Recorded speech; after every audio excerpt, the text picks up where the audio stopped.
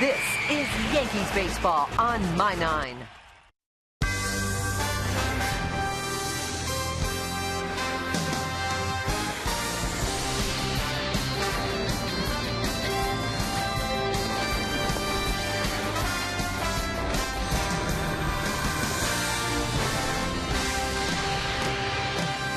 It is the first day of summer, and it's a gorgeous evening in New York City. And it's time for baseball as My 9 presents New York Yankees baseball. It's the New York Yankees against the Tampa Bay Rays in the second game of a four-game set from Yankee Stadium in the Bronx, New York. Hello, everybody, and welcome to Yankees baseball. Along with David Cohn and Paul O'Neill, I'm Michael Kay. Hey, we all know the Yankees have been struggling. They've lost 7 of their last 9 games, and they lose the first game of this four-game set last night against the Rays. Right in the middle of it, really the best player the Rays have, and that's Evan Longoria. Well, you're right, Michael. He's one of the better players in the American League, and you'll see what he's done a little bit different this year. More home runs to right field than he has in his whole career. He's a solid player. He's healthy this year, and he's definitely one of the better players that you'll see out there on the field tonight. And with the Rays win and the Yankee loss, it's really getting bunched up in the American League East. Look at that. From the first place to the last place, just 7 games separate them. Yankees right in the middle, just 2 games behind the first place Red Sox. Let's take a look at tonight's pitching matchup, brought to you by Mazda. We believe if it's not worth driving, it's not worth building. Roberto Hernandez is literally the player to be named later. He used to be Fausto Carmona. He's facing David Phelps. Phelps 4-4, 4.08. And David, last time David Phelps pitched against the Angels, he struggled just a bit. Yeah, he did. You know, David Phelps has done a solid job for the Yankees in their rotation and the bullpen for that matter, but I still believe he's got control of his own destiny. He does a good job of keeping the ball in the ballpark, but Eric Ibar shot him around the foul pole there, very uncharacteristic. So he ends up going 6 innings, gives up 4 runs in this start. Not atrocious, but I still think that Phelps has got control of his spot in the rotation, and he needs to step back up tonight and reestablish himself. And you know what would help him? Some runs, some offense. One guy who's been consistent from opening day is Brett Gardner. When we come back, you'll see how hot he's been in the month of June. That's next on My 9.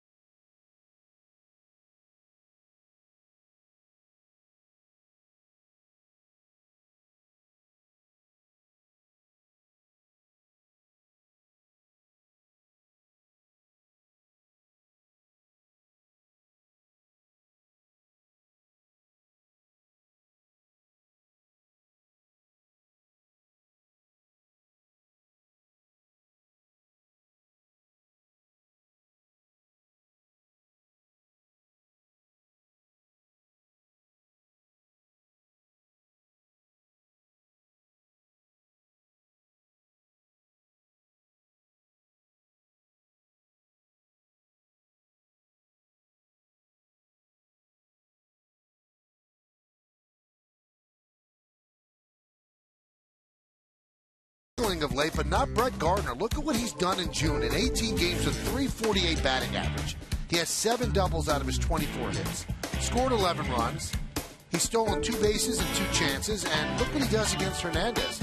4 for 12 with a home run. He's been at the top of the lineup, and he has been consistent, and the Yankees would like everybody to hit like Brett Gardner. Oh, we've got a big game coming up. Second game of a 4-game set. When we get back, lineups, first pitch, baseball. Yankees-Rays next, right here on My 9.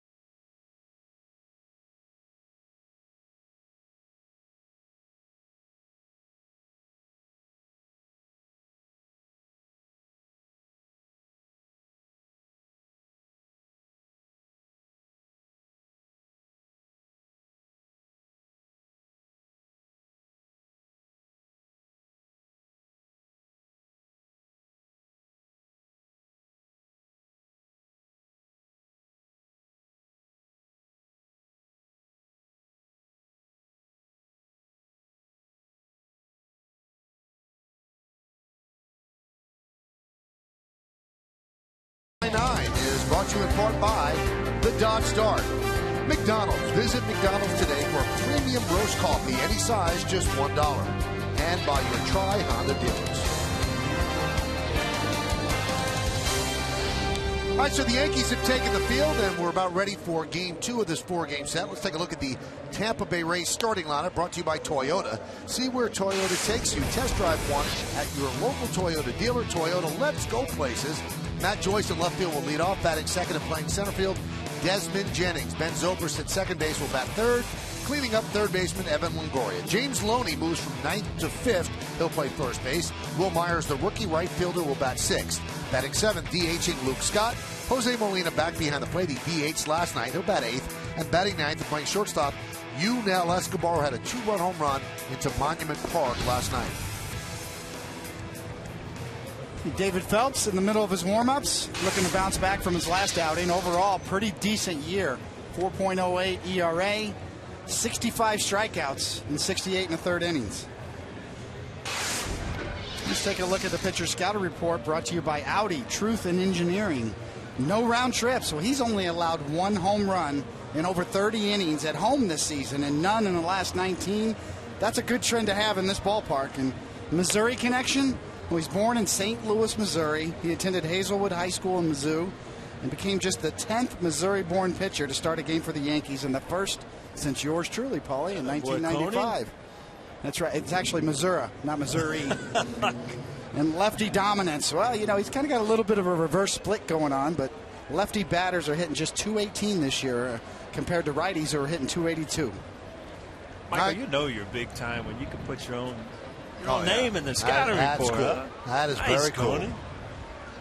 Rays are 38 and 35. Matt Joyce is ready. He digs in. And David Phelps is ready. And let's do it here in the Bronx. Right-hander deals. First pitch swung on. And skied out to center field. Coming on is Gardner. He'll make the play. 1 pitch, 1 out as we are underway. Why don't we take a look at the Yankee defense, which will be backing up Phelps. Since we've seen Gardner, we'll start with him in center. Almonte is in left and Ichiro in right. Infield, Adams, Nix, Cano, and Overbay third to first. Romine behind the plate. Phelps on the mound. And Joe Girardi pretty much said today, Adams is his starting third baseman. Nix is his starting shortstop. And in case you didn't hear, they did designate Reed Brignac for assignment today. So he is no longer with the Yankees. There's a strike. Then the move they made, Alberto Gonzalez will be their backup infielder. He was called up.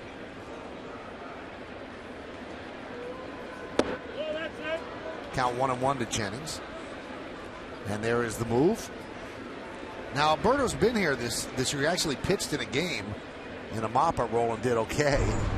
So he'll be their backup infielder. The 1-1. Reed Brignac kind of got caught up in not hitting. That's not a good thing to get caught up in the Yankee Stadium. You know that, Michael? He can field, but he just had a hard time hitting. That one is drilled to left field. Zoila Almonte got a good jump, reaches up to make the play for the second out. Once in a while as a hitter, you hit the ball so hard that it gets kind of like topspin on it. Give Almonte an opportunity to catch this ball because it kind of comes back to you. Doesn't take off over your head. Ball hammered in hard. You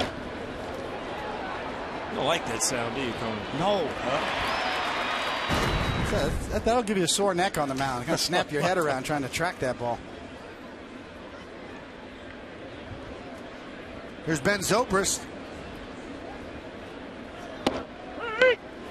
And a strike.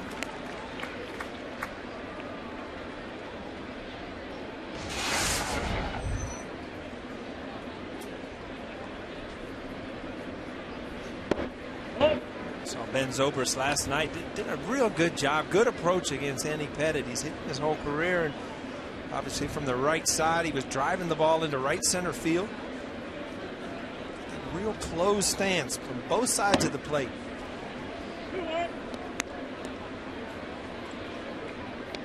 Home plate umpire is Greg Gibson. He's got a tempt you, Coney, when you see a guy that closed up to try to sneak that cutter in there? You see, one of Phelps's best pitches, as we noted in the scouting report, has been really effective against lefties, is that sort of swing back Greg Maddux type two-seamer where he starts it in at the lefty's hip and runs it to the inside corner. It's been a big finish pitch for him. Let's see if he tries to test Zobrist with it.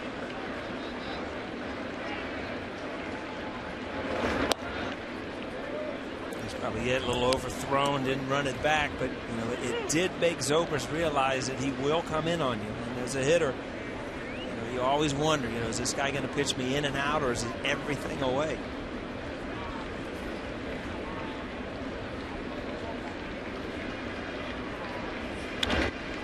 Right back up the middle and a base hit for Zobrist. Now, if you look at a hitter with a closed stance, you would think that he really wants to open up. And what it does is you can cover the ball out here and without pulling off the ball. So it's very dangerous unless you've really set up that pitch out here in this zone, because you see where he steps in is in good extension out there to drive it up the middle. So that ball's right on the outside corner too.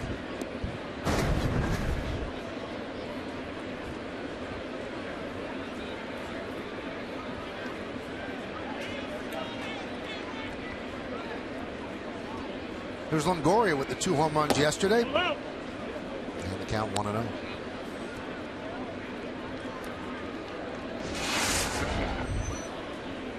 Look at those numbers. I mean, he leads his team in everything offensively. Good, solid player, having a good year. He's healthy.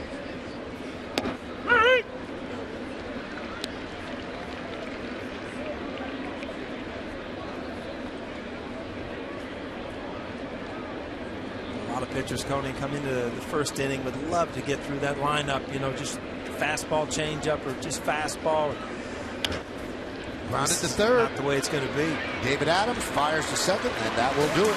No run to hit, no errors, and 1 man left. It's the Rays nothing, and the New York Yankees coming to bat.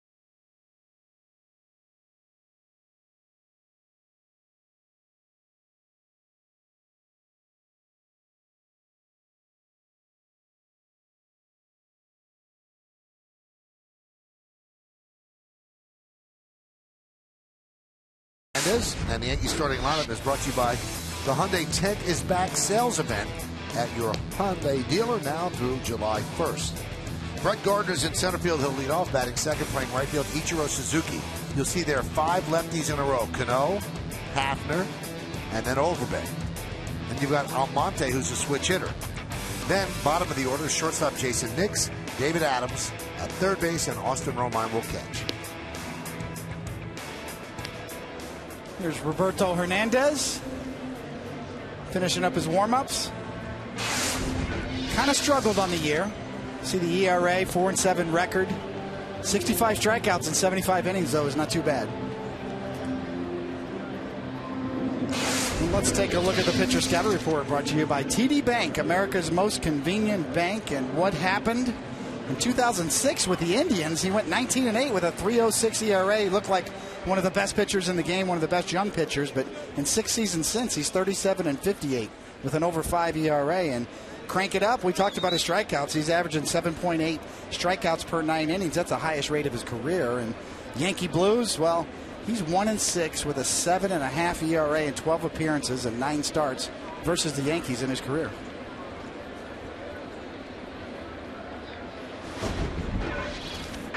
So Gardner digs in. Brett, a 285 hitter. He takes a strike. We mentioned when we gave you the pitching matchup at the start that he is the player to be named later. Roberto Hernandez used to be Fausto Carmona. That's the pitcher that had the year that David was talking about with the Indians. And in 2012, his season did not start until August. He had visa issues stemming from an off-season false identity situation in the Dominican Republic. He really wasn't Fausto Carmona. So here he is, Roberto Hernandez. And there's a bunt. It is a good bunt. It is a base hit. Gardner has really added that to his arsenal this year. Tell you, when you have his speed and you can put a ball, you see him deaden the ball. And it just, there's absolutely no chance. Love it. Saw Brett Gardner out here early, about 2:30 in the afternoon, working on that bunt right there, and he laid about 50 of them down right there, Paulie. And he's really worked hard at becoming a bunter. And the best part about that is he's already on the move, a la Ichiro Suzuki. Time the ball hit his bat, he had 2 steps to first base.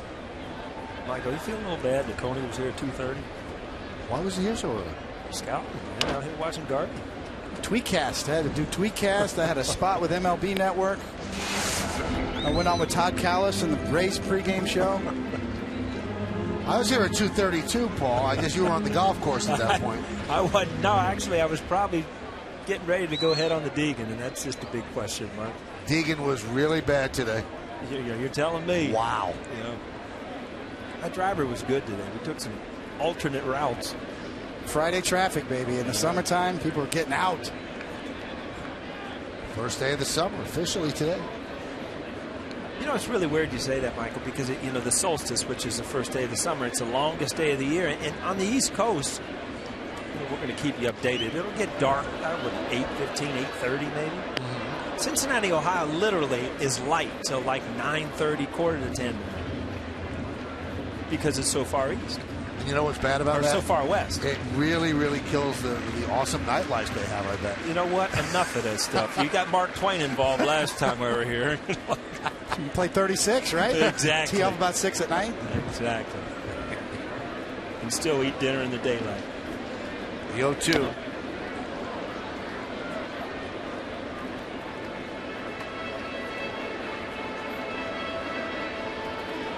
Ichiro 11 hits in his last 29 at-bats. And what Joe Girardi has done with this lineup, it's very clear. He's put his best hitters up top. He's not trying to separate and have some decent hitters throughout. The bottom of the order, they might struggle. He wants to strike early. He's bunched his best hitters up. Well, it's a good plan, you know, if you think about it. You know, Brett Gardner's hot, and get Ichiro swinging the bat well. See if you can get something going early, draw that first blood, you know, because the Yankees have been so good when they score first.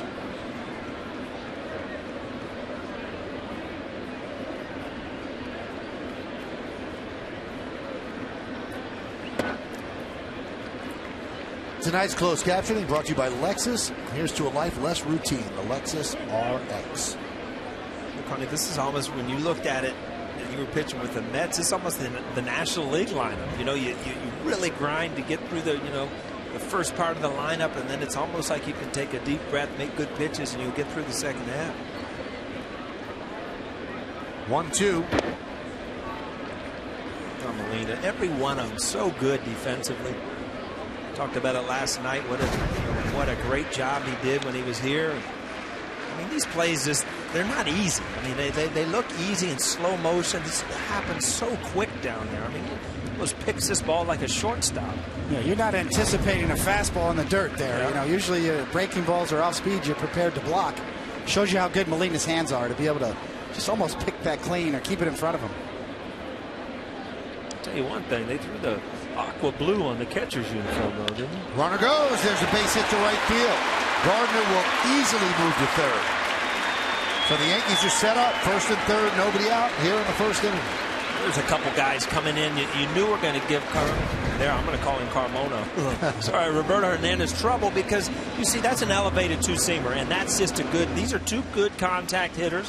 If he makes pitches up in the zone, they're going to hit him.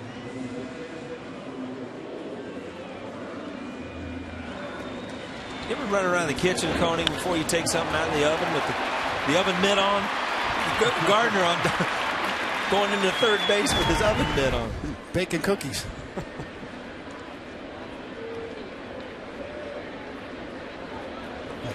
He slides so hard, you know, and jams his thumb so often that he's tried several different recipes for that thumb, and it's kind of settled on this oven mitt. There's a few things you could do as a runner. I mean, you could pick up dirt in both hands and you know, hold it so you wouldn't spread your fingers when you slide. It might keep your beer cold too, huh? That looks like it would. Might have grabbed that before on the on-deck circle from somebody in the stand. Good position for Cano. I mean, he's been struggling getting good pitches to hit. Well, right now in the first inning, Hernandez in trouble. I mean, he's got to go at Cano here. Probably should get something good to hit.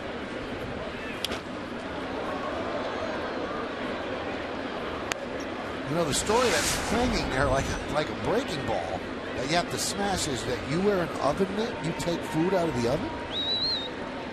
Was that against the rules? I can't imagine Neville allowing you in the kitchen. You know what? When Mama cooks cookies, you grab them while they're still hot, you know? Now it's a bit more clear.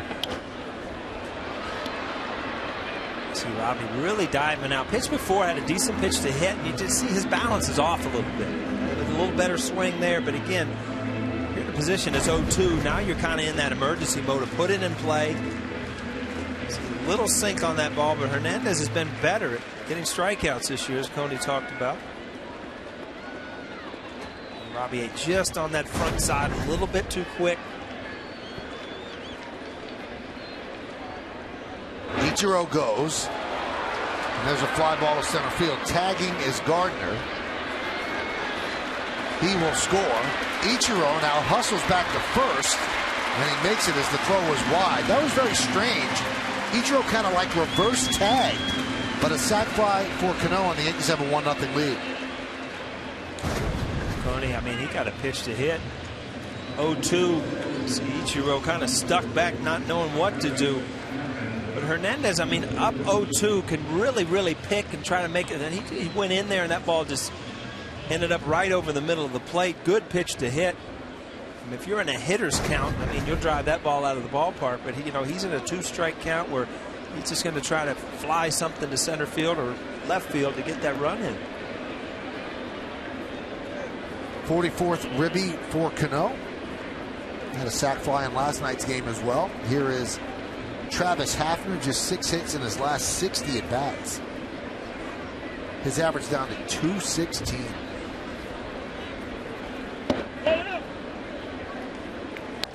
Ex-teammates here, huh, Michael?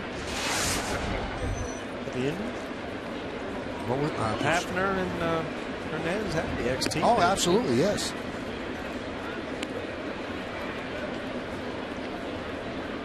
Still gets good at bats, even though he struggled. You saw the spread, almost 100-point spread between his average and his on-base percentage. So Hafner's always been a high on-base percentage guy, but certainly not swinging the bat like he did the first month of the season.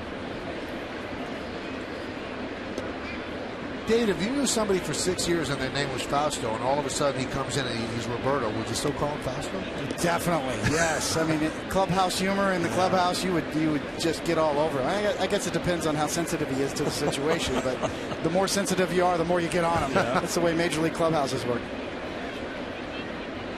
Runner goes. And the ball gets away from Molina. And Ichiro had ideas because the shift was on. He popped up quickly. Was thinking about heading to third, but stayed right where he was. Well, Hernandez, one of the easier pitchers, starting pitchers to run on there every year, and you see just a slow delivery. And for a catcher, as much movement as he has, very hard to stay in there and catch it and get a good throw off.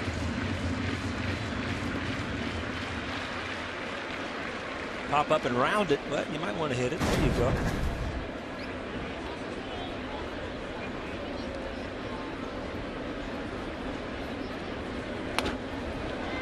Line foul.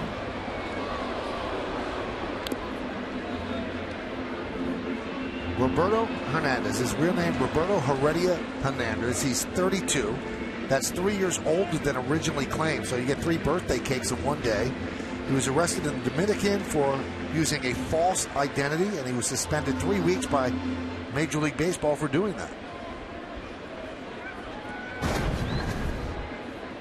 What about that one,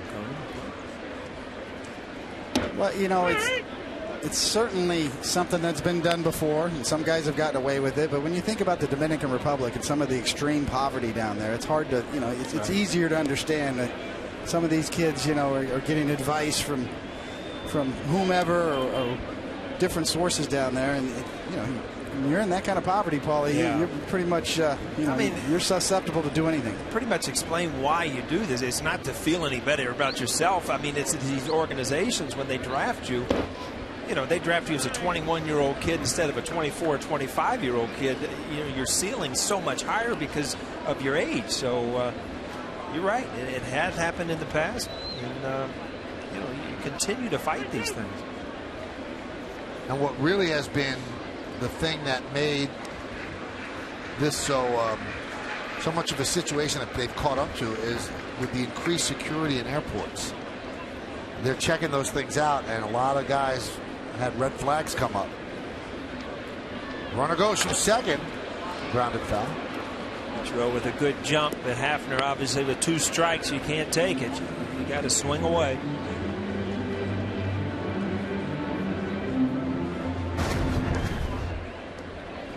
See how slow he is coming to the plate. Tough time holding runners. As opposed to last night, more with the slide step, and he would change his delivery. Very hard to steal against. Tonight, when you get on base, it's an option. You know, Michael, one final point on Roberto Hernandez. You know, if you grew up in the Dominican Republic, you're not subject to the draft. There is no international draft, and that may change after the next collective bargaining agreement. There's been talk about that, but if you're a young kid in the Dominican Republic, there's more incentive for those sorts of things to happen, because if you can become 3 years younger and you're not subject to a draft, then you are pretty much a free agent, and you can negotiate a nice deal. Obviously, if you come from Cuba, you're not subject to the draft. You have to defect from Cuba and establish residency somewhere, and a lot of the Cuban kids go to the Dominican Republic to establish residency and then negotiate a contract. Saw Curtis Granderson there in the dugout as he had the pin removed from his hand, still a long way away. Swing and a miss, took something off, and Hafner strikes out against his former teammate. Pretty good pitch there, but Hafner had some pitches in this at bat. He hooked one foul that was a good pitch to hit. Took something off that ball, but you know, usually when you're going through tough times, it's not the pitch that struck you out, it's the ones that you missed before that. And he had 2 or 3 good pitches in that at bat. Didn't put in play. See there, the effectiveness of a changeup is Hafner thought he was swinging at a fastball, and by the time you're committed, too late to adjust.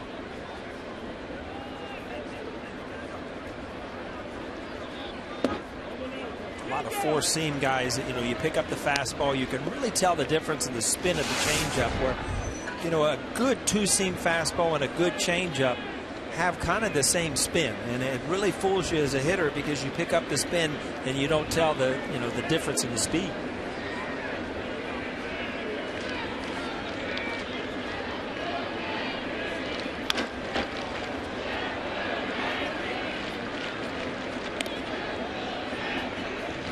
Once in a while as a hitter, you take a swing and you just wonder, what just happened there? I mean, it just went off the end. I mean, you see Molina kind of laughing. It didn't click for that pitch as a hitter. See Overbay checking his bat. Not sure if it got cracked or not.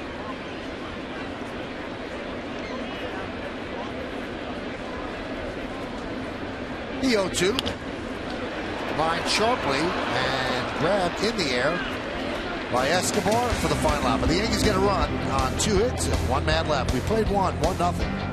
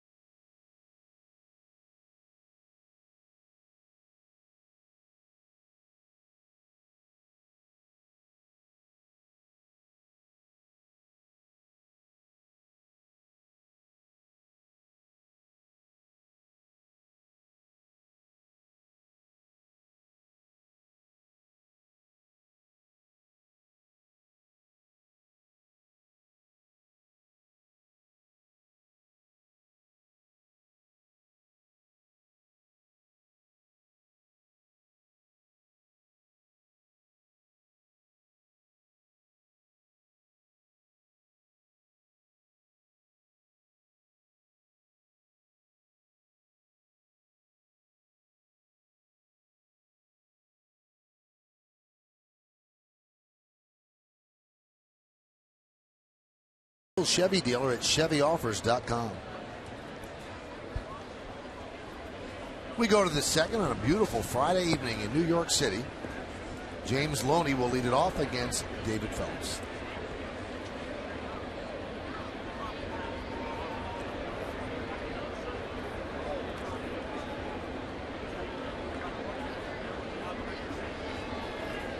Loney's having a good year, 299. A much better expenditure for the Rays than Carlos Pena was last year, who simply couldn't hit for average at all. And he was one of the higher paid players on the team.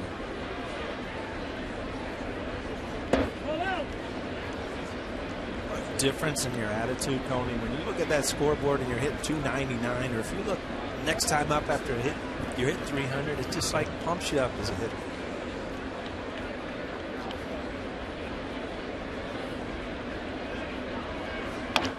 Right back up the middle, and right there is Nix. Boy, your heart has to be in your mouth there after that comes right up the middle. We saw that with Andy Pettit and Will Myers yesterday. Survey says it's one of your favorite game shows, so play along with Family Feud every weekday. Join Steve Harvey for a full hour of big-time fun and outrageous survey answers. Think your family can win fast money? It's time to play the Feud, weekdays at 5 p.m. on My 9. Coney, what's that feel like? I mean, does your heart start beating? Definitely. I mean, it is so scary because it happens so quickly, and you realize on the mound by the time you release the ball and you're 55 feet away from home plate, you don't have enough time to react if a ball's hit that hard. I thought for a minute this might have got him. But obviously he ducked. Wow. You could see the reaction almost came too late anyway.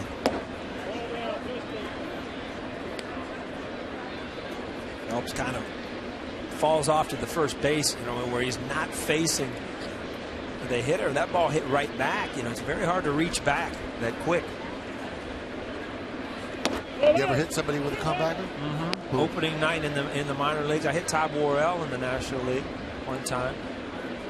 In the head? No, in the knee. They actually took him off the field, though. Obviously it's a weird feeling. You don't want to hurt somebody, but it's you're happy you're on first base.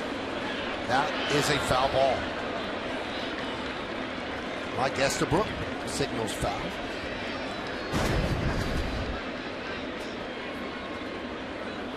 Good call. Now we know Al's been hit. Were you hit? Yes. You know about my shins. Yeah. I've had several shin burgers over the years. Those line drives that hit you right in the shin. And the reason you call them shin burgers is because there's no meat on your shins. I've got some scars on my shins, Michael, that are not pretty. I mean, I can't wear shorts anymore, Paulie. I just can't. Really? Michael doesn't wear shorts either. I mean, I could. He doesn't have any. There's a ground ball to Nix. You're just lying now. I wear shorts all the time. Oh, I forgot. It's a Speedo and the shorts out on the Hamptons. My bad. No, I've never worn a Speedo. that's four booths down. If we could only explain. No, in the day, John Sterling used to sport a Speedo. I never did. John swims whichever hotel we are on the road. He's a big swimmer. Instead of it is high, it is far, it is high, it is tight. Yeah, that's right.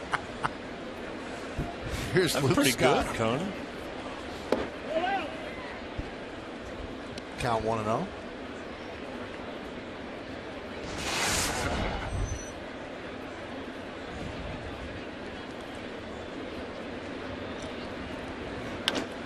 That one is driven into right center field. On the run is Gardner. He can't get there. I'll have to play it off the wall. And Luke Scott is at second with a 2-out double. I'll tell you what, there's been some loud outs, and this is a loud double. I mean, these balls are hit hard. Well, when you're throwing two-seamers and they run out of the plate, they usually get hit hard because they stay on that same plane, Paulie. And you see that pitch was designed to cut the inside corner, and it just kept drifting out over the plate. Ouch. So Gardner got a good jump. Sometimes the ball just beats you. It's hit so hard that you take your route to the ball, And by the time you get to where you think you have it, it just beats you to the spot. A likeness to Johnny Damon there. It's a lot of work on that Wolverine beard look there, isn't it? Here's Molina. Count 1-0.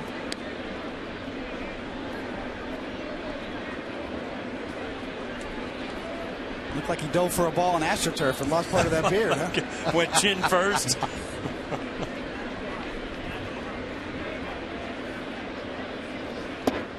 He'd be happy to hear you. See you at stretching tomorrow. These 4-game series, you can't talk about people, Tony. They wait for you on the field the next day.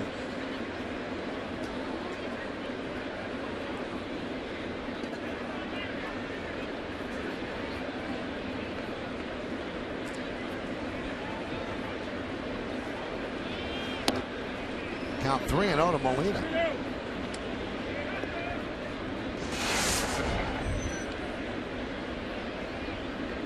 And the catchers are, they call so many pitches, they almost become automatic guess hitters. And Molina, I've watched him over the years.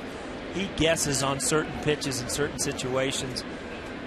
Obviously, probably going to take here, but now, I mean, he's probably going to, try to shoot that hole over there, or just in his mind, he's going to make up one pitch. He's going to try to hook a ball out here in the left field or shoot this hole. Nothing in between.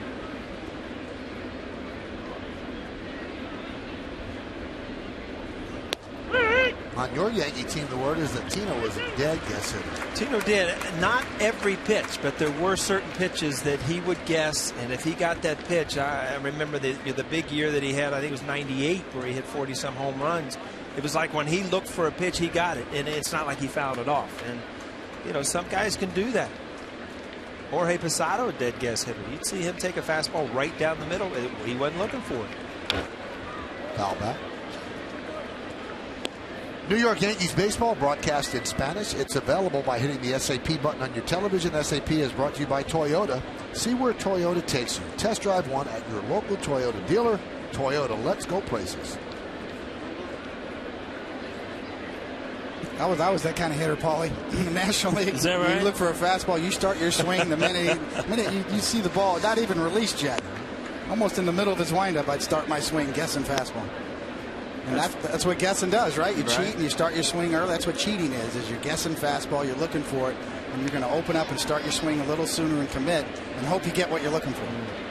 It's like every bone in your body hurts if it's a changeup because you reach and reach and it's just not there.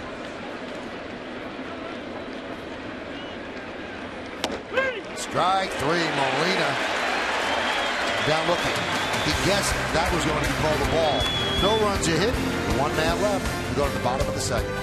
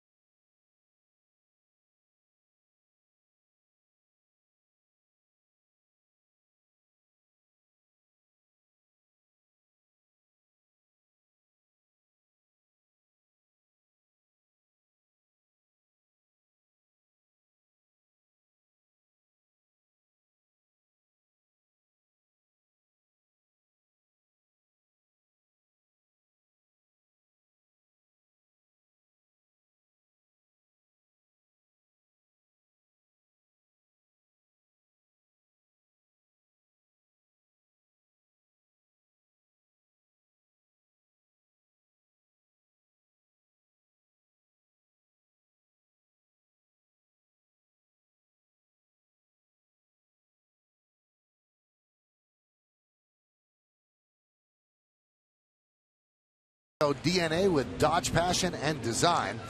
Which American League East team will be the strongest competition for the Yankees in winning the division? Your choices are Blue Jays, Orioles, Rays, Red Sox. Text A, B, C, or D to 70377 or go to my9tv.com. Find out the results right after the game. It's Take on Russ, brought to you by Dodge Dart. Well, it used to be a given, and that's a toss-up this year, but it's strong. Tough for the Nels. Grounded up the middle and a base hit for Zoilo Almonte. He's now 2 for 3 in the big leagues. Got his first big league hit yesterday. Hit one off the third base bag, and now a single up the middle. Well, no doubt about it. I mean, Vernon Wells has been struggling, needs a couple days off. Joe Girardi would love if Almonte got hot. Give him an opportunity to continue to go out there as long as you swing the bat well.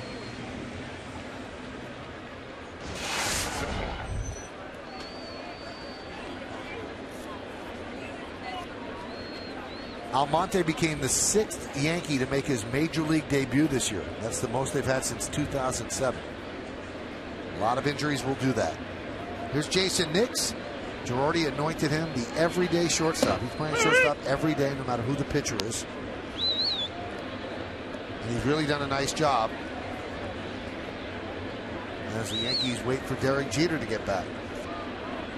Saw that last pitch. And I mean, if he stays at the knees right there, very tough because he gets that natural sink. Anything waist high kind of sails that ball that you talked about earlier. It really gets hit hard. But if he can keep the ball down, Hernandez will have a good outing. Yeah, it's not just about movement. It's about what type of movement you get.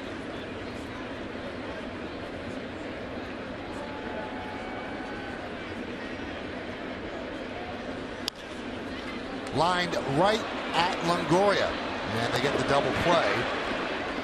One hop liner as Nix hits into the around the horn double play.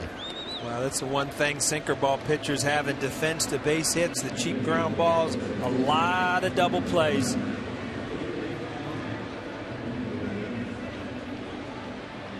Gee, right to his breadbasket, huh? One hopper, didn't even have the picket, just tailor-made for around the horn.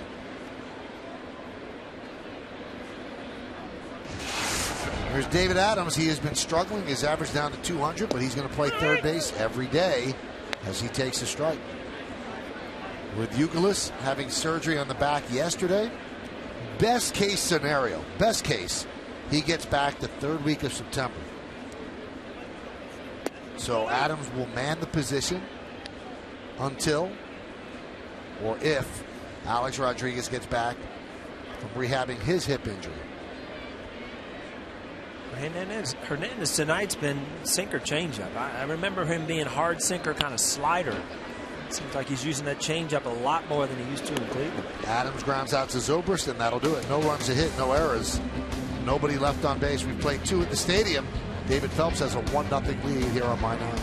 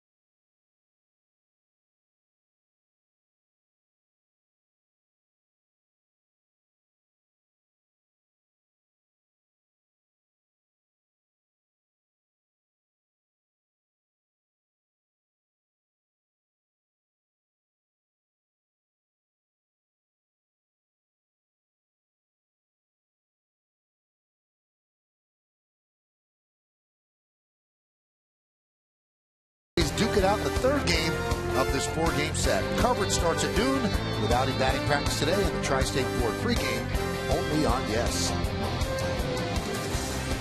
Well, the Yankees lead 1-0 as we go to the third. And as we move along this inning, the out-of-town scoreboard brought to you by Atlantic City. Visit doatlanticcity.com. See what's happening tonight, this week, this month, and do AC. Red Sox and the Tigers are tied at 1.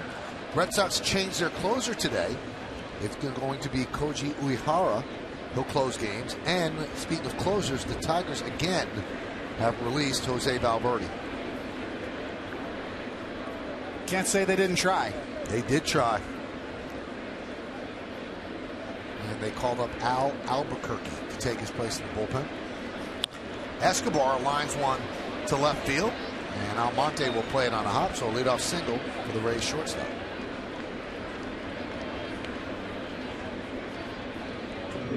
Talked about yesterday, Escobar, a lot of talent, good shortstop, good power, dead center field last night, 2-run homer. Look at that right there.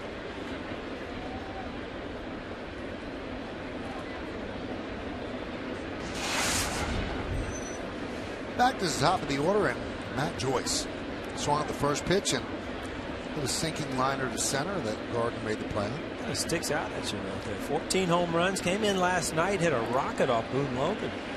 And you can see the Yankees defensive shift. His Nix is on the right side of second base. The shortstop hole is vacated, and Joyce has been pulling the ball a lot more this year, as evidence what you just said, Paul. He's got 14 homers. There's a very good .521 slugging percentage. Runner goes from first. Grounded to Overbay. He'll flip it to Phelps to get the out. Escobar advances to second. It's like a hit and run, and sometimes, you know, by the defense, as a hitter's a lefty, a hit and run, you kind of stay in there longer and try to drive the ball the other way. Joe Madden's thinking, you know, drive that ball in the hole, and you see he just comes around the baseball and just hooks it.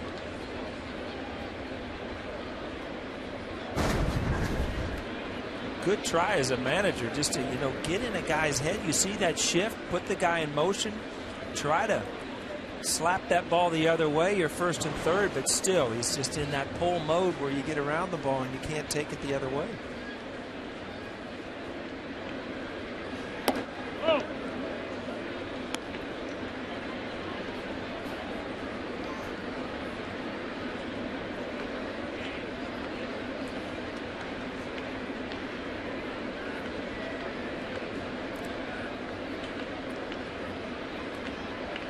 1-0 Yankees. We're in the third.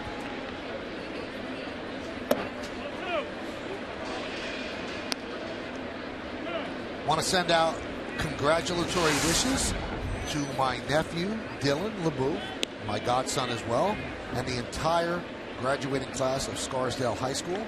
They had their graduation today, a beautiful day in Scarsdale, so congratulations to Dylan as he moves on to college. Everybody graduated, pretty much everybody. That's one of the things you remember. I mean, you graduate from high school, you graduate from college, you get lucky like Coney and I and get to go to the minor leagues. I mean, it's one of your lifetime memories, graduation from high school. Yeah, the thought of going to someplace like Fordham just wasn't at the top of our list, was it, Paulie? No. I think Michael and I probably would have roomed together. Oh, we would have been so tight. You could have helped me with my homework and everything. That means I would have had to do it. Well, I had some other stuff to do, you know. The way you use it, though, you probably would have come out with a few dollars in your pocket or something. That's a pretty good guess. Now, you were thinking about going to Florida, right? I had signed my letter of intent down the University of South Florida. Robin Roberts, ex-Hall of Fame pitcher, was a coach down there. Hey, when you play baseball in Ohio in March and April, you cannot wait to sign somewhere warm. Baseball's a warm game, and as a high school player, that's all. Wherever the sun shines, take me, please.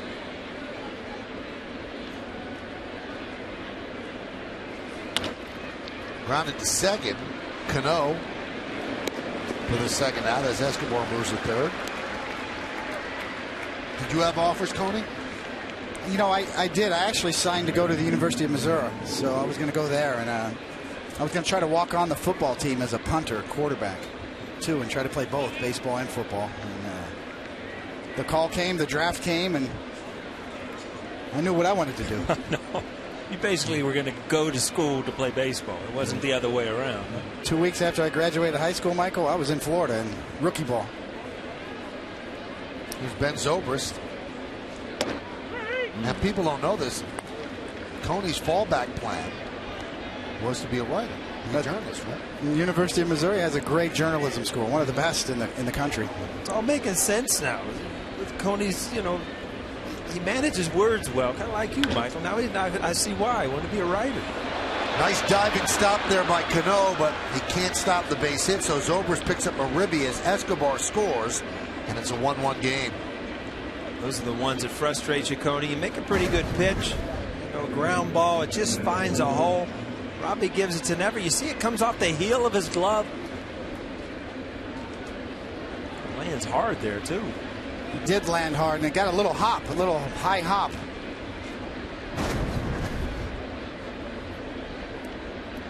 See, Robbie, you know, we've seen him make that play a lot. I think the hop kind of got him at the end and caught it off the heel of the glove.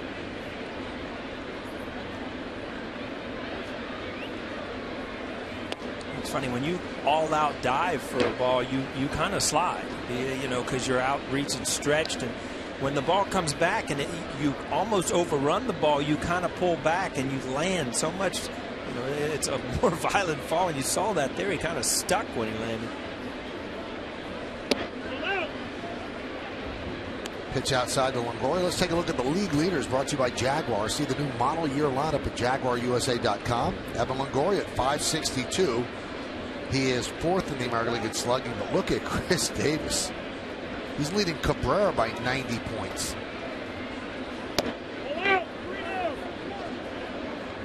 And Chris Davis turned into Boog Powell overnight, Paulie. I tell you, he got off to an unbelievable start, and he's just kept it going.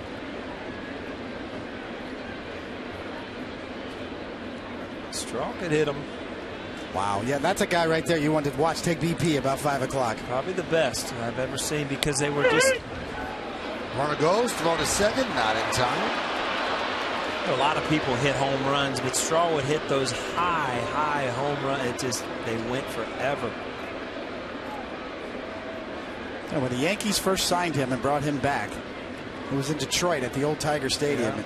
And his first batting practice session was like nothing I've ever seen. And he just was mashing all over the place. Upper deck, straight center field. And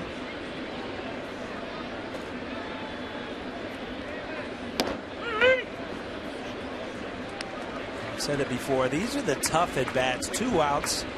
You're the guy, Longoria. You know you're the guy. I mean, you're not going to get a great pitch to hit. Are they going to give you anything to hit it? It starts making you think too much. got first base open, 3-1 slider there. So you definitely do not want to give in. Swing and a miss. He gets the tough Longoria for the final out. But the Rays tie the score 1 run, 2 hits, and 1 man left. We go to the bottom of the third, 1-1.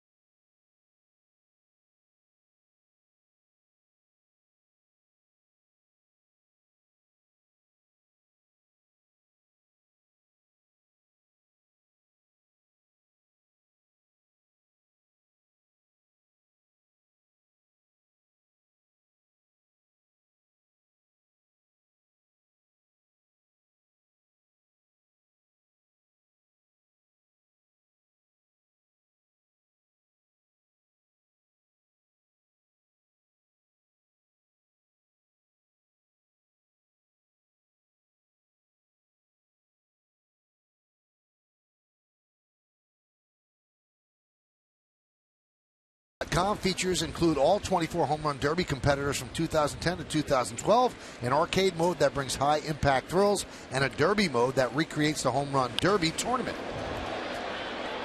That one is hit deep to left field, speaking of the Home Run Derby. But it doesn't go out, but it's good for a double by Romine.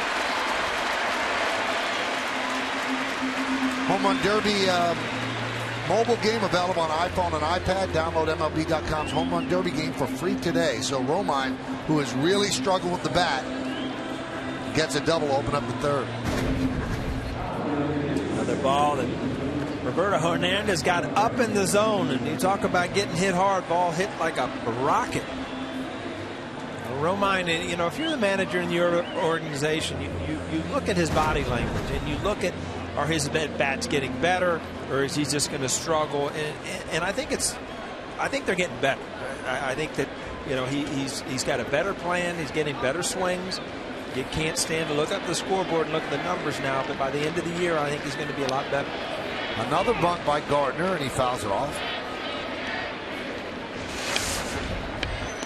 Yeah, Austin Romine talked about, Paulie, that he tried in the offseason to go with no stride, you know, not quite a Bernie Williams toe tap style, and then he felt like he was dead at the plate, and so he kind of reinstituted a little bit of a leg kick.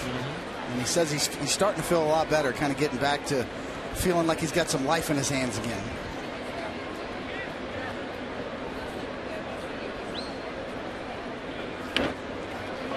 Well, the bunt's successful. Let's see if he can get a hit out of it. No, it's a sacrifice, 1-4, as Romine moves to third. Let's check out Romine swing on a 3D technology. This is a neat little view right here, and you just see everything is in line there. That's in the zone, pretty level, posting up against that front leg. Good swing.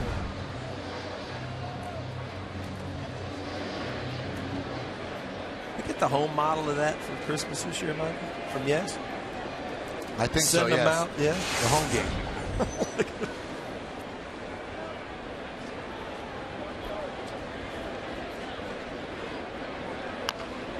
Tap slowly. First base side. Run scores. Ichiro's out at first, but he picks up a ribby, and the Yankees have a 2-1 lead. You have to be walking back to the mound like, are you kidding me with that? You just hit a ball 20 feet and you got an RBI out of it. Those are the ones that's got to frustrate you as a pitcher. That's an RBI. Just like a home run, right? And Romine did a good job on the read here. You see, he doesn't hesitate. He actually did a good job on the double. He busted it out of the box and got to second base. Ichiro out in front of that changeup. Just barely off the end of the bat.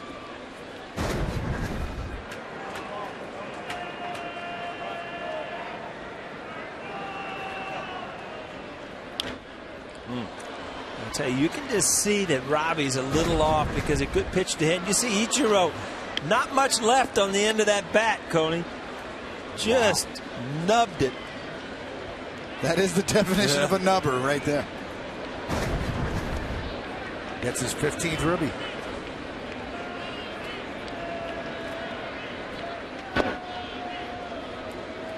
Now 1-1 to Cano.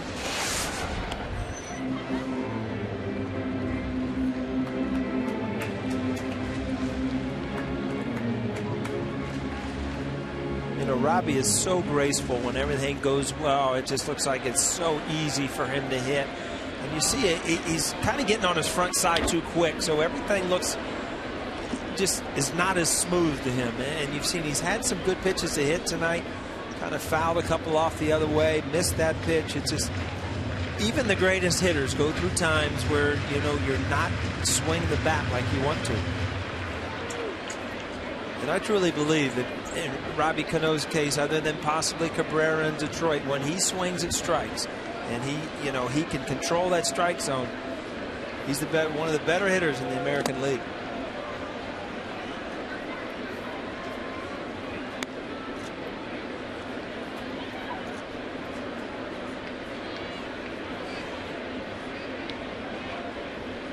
Robbie had an exciting spring. I mean, he was the best player on the World Baseball Classic Championship team, the Dominican Republic. So he was playing in big games in March.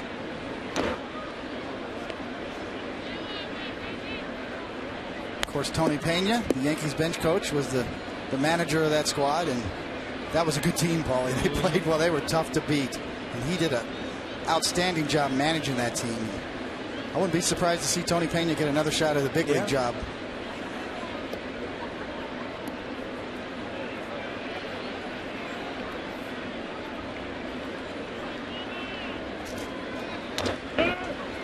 Grounded to first. Loney Field steps on the bag, and that will do it. But the Yankees build a run, a double by Romine, a sac bunt, and a slow roller. It's 2-1 Yanks.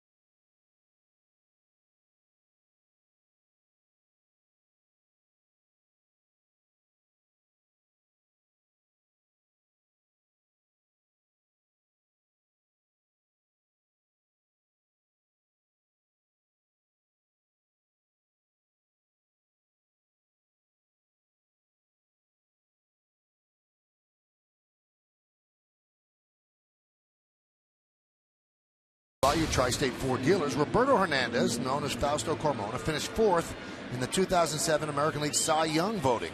Who won the award that year? So who won the Cy Young in 2007? We will find out. All right, fourth inning. James Loney will lead it off against David Phelps, who again has a one-run lead. This time it's 2-1. Loney grounded out to short. That was in the second. Yankees trying to even the series up in a game apiece. And a strike.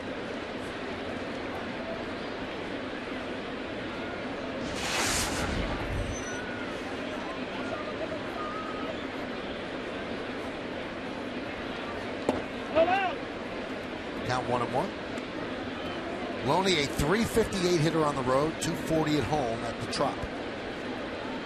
He was part of the mega deal between the Dodgers and the Red Sox, and was a free agent at the end of the year, and he hooked on with the Rays. Looks like a good signing for them.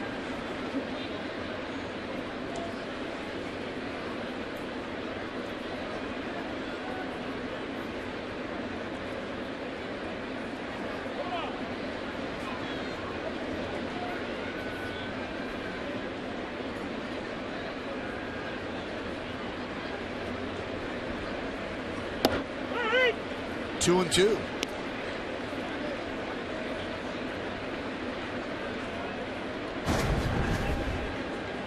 Good changeup. Not exactly where he was trying to throw it. You can see Loney a little bit fooled on that.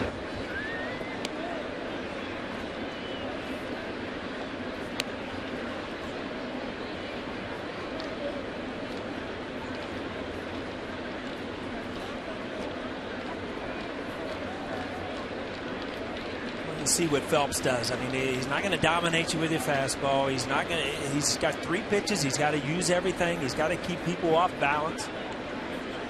If he gets in hitters counts and he doesn't make his pitches, he's going to get hit. But that's that two-seamer you talk about. That's close. And if he gets that pitch, really, really helps him. And this ball comes back at the end. It just freezes a left-handed hitter. Didn't quite get there this time. Almost. You see how effective that pitch can be on lefties.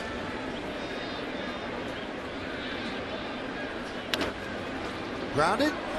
Through for base hit just off the edge of Cano's glove.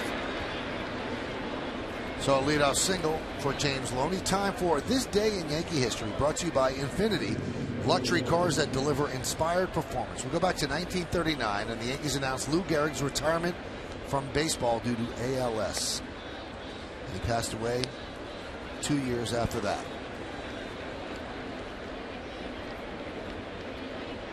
And that was the first number retired by the Yankees. And he was issued number 4 because he was the 4th batter in the lineup. And Babe Ruth was issued number 3 because he was the 3rd batter.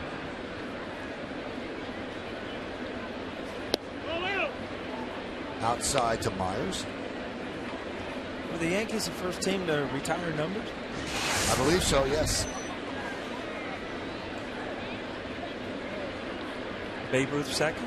Babe Ruth was second. The way it is on Monument Park, well, where the retired numbers are now in left center field, that's the order in which it was retired. Oh, wow. I didn't know that. So you've got Gehrig first, Ruth, then DiMaggio, then Mantle, then Casey Stengel, then Berra and Dickey, then Ford, Munson. Yeah, I just retired your number. I gave you a K. Got room for number 21 out there, Michael? We can put all kinds of stuff out there, Cody. We can draw anything we want out there. Nobody's wearing it since LaTroy Hawkins wore it. That poor guy. Got such grief, too. Look, they've already retired Mariano's number, just in a different way for Jackie Robinson.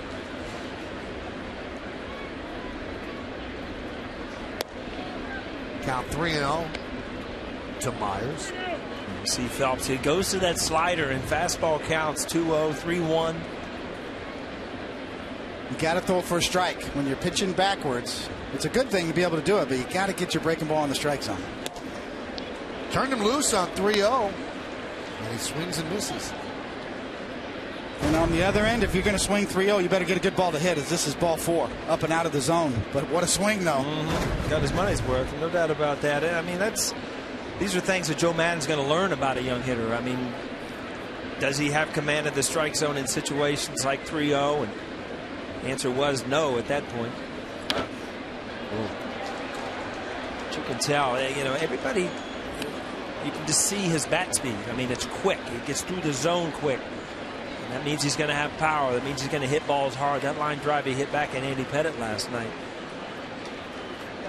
Well, that's what they talked about, the Rays and Joe Maddon when they first got Myers in the trade with the Royals in his first few batting practice sessions. That old different sound coming off the bat kind of description with Will Myers. He had 57 ribbies at AAA before he was called up on Sunday.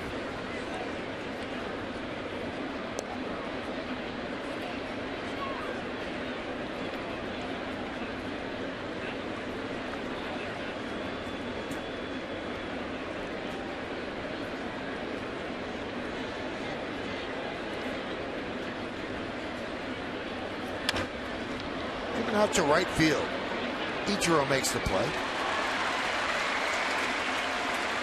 Loney heads back. Well, you saw that Myers got a 3-0 green light, and it's rare to have a kid that's been up for 2 weeks get a green light like that. But Joe Maddon thinks outside the box, and he has a lot of funky ideas and likes to try out, and he can certainly do that in Tampa Bay. He told me once, he said, I'd like to be able one day to have the guts that when I give a guy a day off, a guy who plays all the time, to tell him to go sit in the stands. Don't put a uniform on. He said, because you really don't have a day off when you're in uniform and you know you might have to pinch hit.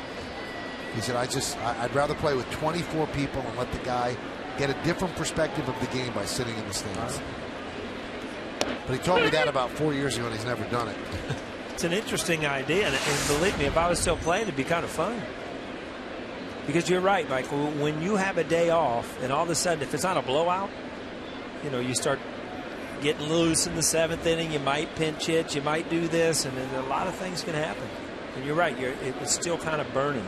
Your mind's still at work. The 0-1. There's a strike. Good pitch there, Tony. Kind of a backdoor cutter slider. Now that's what Phelps tries to do. I mean, it's not just about throwing your fastball inside and out, but your breaking ball as well. You got to be able to throw your breaking ball to both sides of the plate, and against the lefty, the one that starts off and just catches that outside corner can be really effective. Almost sets up that two-seamer inside now because you get that lefty kind of leaning outside. So the slider down and in, which is... Loney's going to take second on the wild pitch. Well, that was like your favorite against lefties. I remember facing you that you'd love to throw that slider at the back foot, make sure that it was a ball, but a lot of left-handers will swing at it because it's where you want the ball as a left-handed hitter, down and in. This one just bounced a little bit too quick. Romine does a good job, just bounces off too far.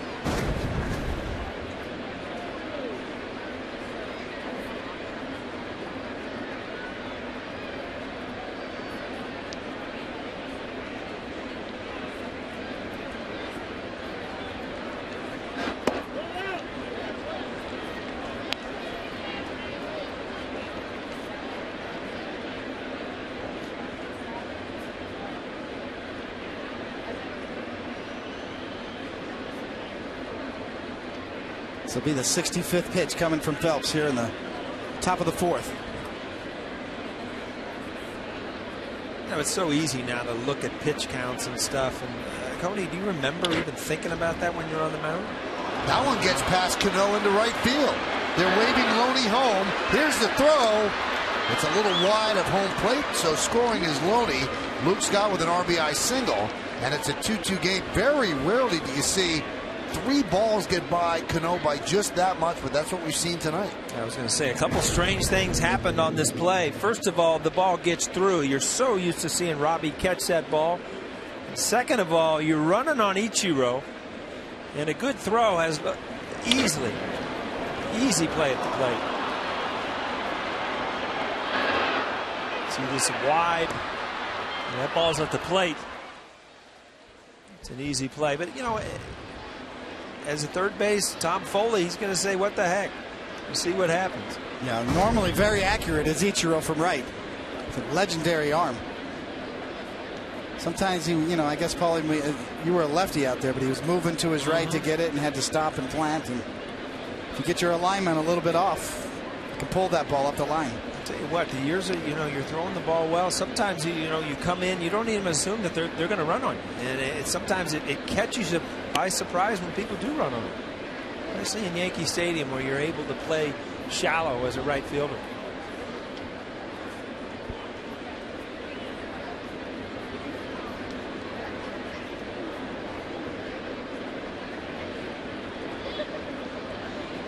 Jose Molina certainly has a spot in Yankee history, part of their 2009 championship team, but also he hit the last home run in the original Yankee Stadium.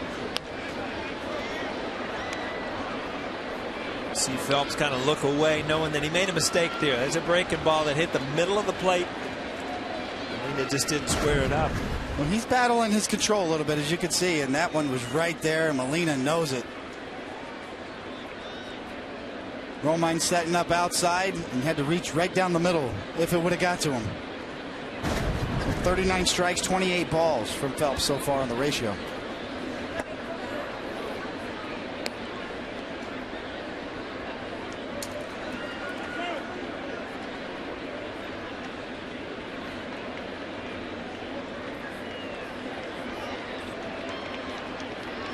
Staring down at the third base coach Tom Foley for a sign. I mean, when you've got 2 strikes on you, there's no signs. The signs are over. Grounded and past the dive of Adams into left field. A lot of that today as the Yankees are just missing on those ground balls. This is what you call batting average on balls put in play. You know, there's always that luck factor, and that's 4 hops, but perfectly placed. Adams got to it but didn't have the glove down. Ball just snuck through. There is Rothschild's going to go out and try to fix all this.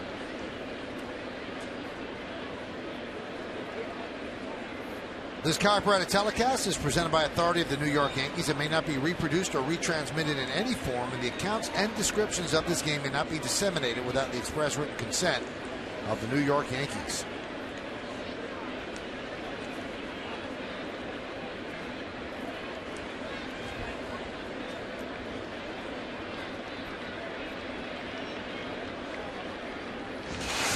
So here's Escobar. Had a home run to center field yesterday. A single and a run scored today.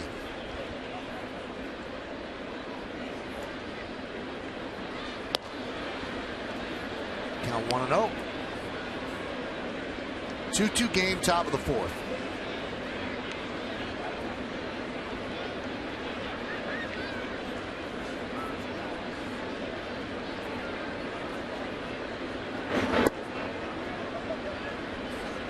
You know, and that's kind of a trend right there, Paulie. I did that a lot in my career. You see those two first pitches where he's kind of pulling it outside and yanking the ball away instead of staying in there, and that's all body control and tempo. You keep that.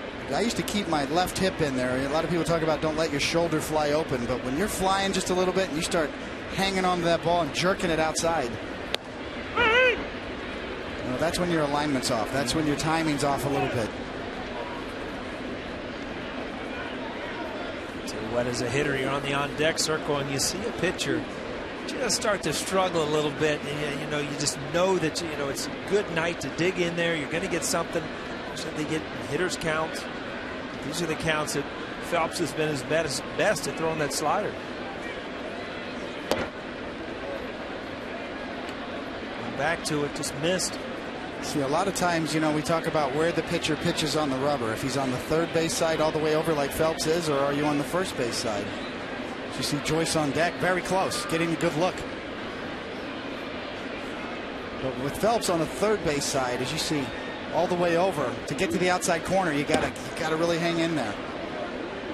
So he walks Escobar. That's going to load the bases now for Matt Joyce.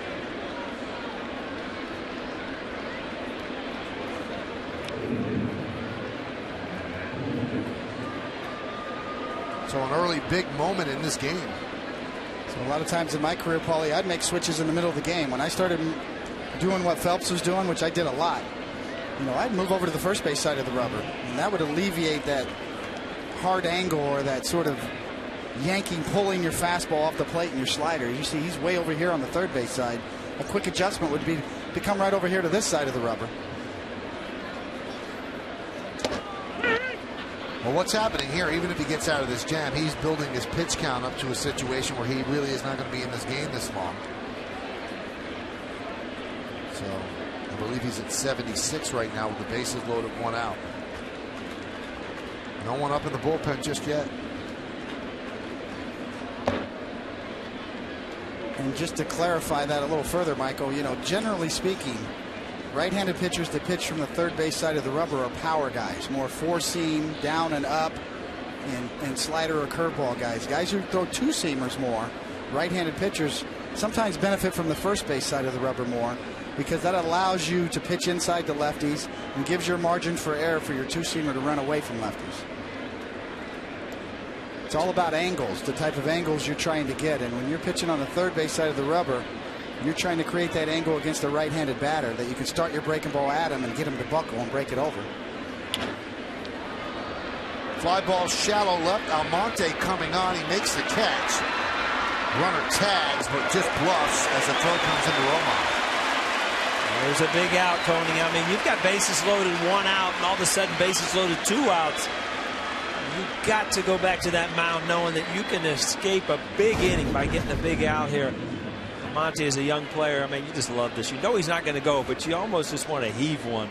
He hasn't made a throw in Yankee Stadium yet. Well, that's his first one, right on the money. I actually kind of like that, you know, because there's no real reason to hit the cutoff man there with the bases loaded. And if there was going to be a play at the plate, if you can get the ball in the air to the catcher, it makes it a lot easier for the catcher as opposed to trying to judge a hop. Here's Desmond Jennings. Pitch outside, 1-0.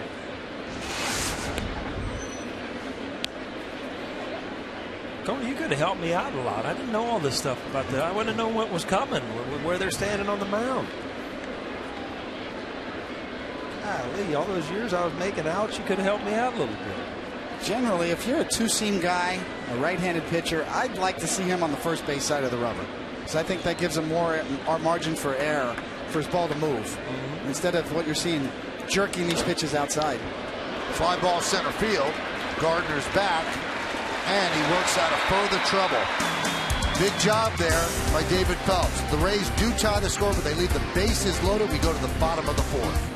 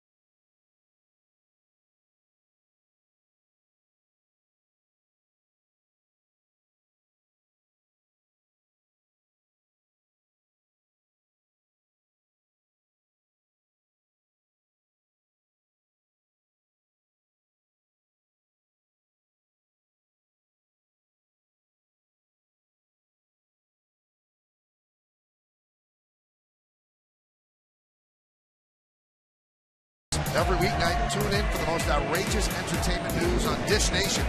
Join America's top DJs from coast to coast for juicy gossip and hot celebrity dish. Dish Nation, weeknights at 6 and 11 right here on My 9. Beautiful there, Michael. Look at paint me a picture, Michael. Throw some words up there. 10 words or less. La Bella Luna. Come on, Coney, add to that. Shoot the moon. Shoot the moon.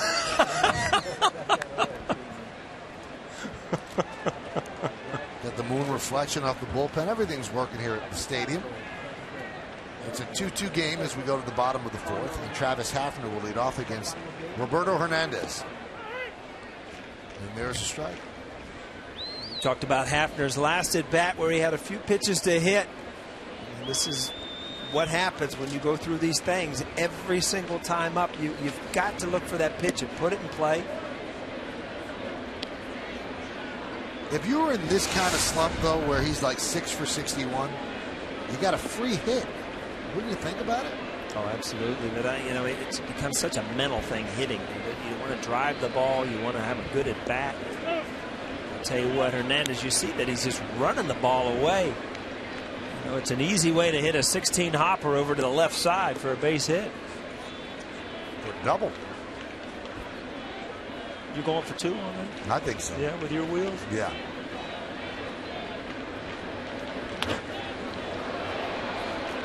See, that's the thing. When you open up a little bit, those good pitches to hit, you hit them hard, but it doesn't count. All it does is give somebody a headache out in the stands.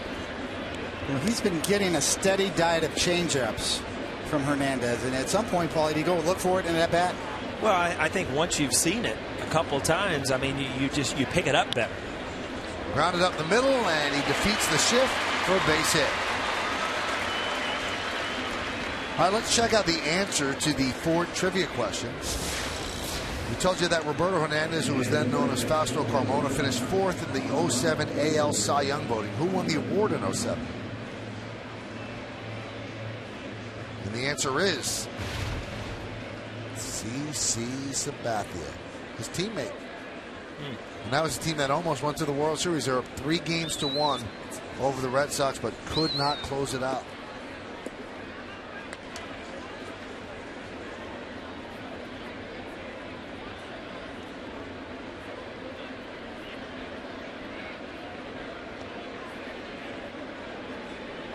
Here's Overbay. Lined out to short in the first. That one's grounded up the middle and through for a base hit. So the Yankees going up the middle. A great approach to facing a sinker ball pitcher from the left side. Drive the ball right back up the middle. A lot of base hits up the middle. Even though it's a hard ground ball, if you're taking it up the middle, there's no way to defend that ball because it gets by the pitcher. One of those nights, seems like every ground ball is finding a hole. Good night to hit, Coney. Every once in a while, it's just everything you put in play finds a hole.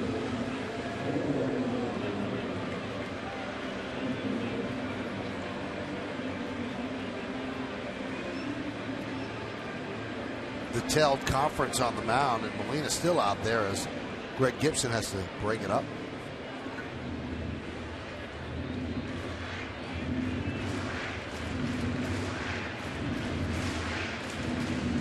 Well, certainly a lot of discussion about bunt defense going on right here as Longoria is running the show. Not sure. You got a rookie at the plate. Nobody out, first and second. Although Hafner, let's say, a little bit challenged with the wheels. So if you're going to bunt, you better make it a good one. Yeah, this is where, if you're Almonte, you have to realize what Hafner is as a base runner. He's a power hitter, and you have to understand what can happen.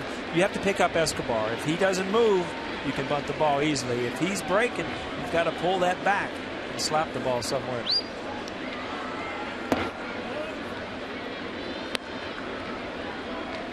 Isn't that a lot to ask from a kid? Not really, because as you square around early in the count, you can see that shortstop starting to cheat towards third if they're going to make that trick play. And it's very easy to much easier to come back and hit than it is to try to turn around and bunt late. Grounded through for a base hit. Hafner will stop at third. Almonte picks up his second hit of the night. He's now 3 for 4 as a big leaguer. And the Yankees have the bases loaded, nobody out. Every once in a while, Coney, you bring up a young kid and you just catch some lightning and you catch some excitement, and it's really what this team needs. I know it's only been a couple at bats, but boy, if you could get a young kid to come in here and step in and bring some excitement to their offense, it'd really be a big boost for this team.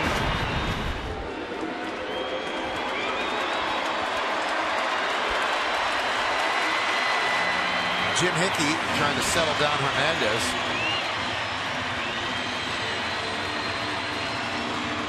That base hit by Almonte was the Yankees' first base hit with runners in scoring position in the last 3 games.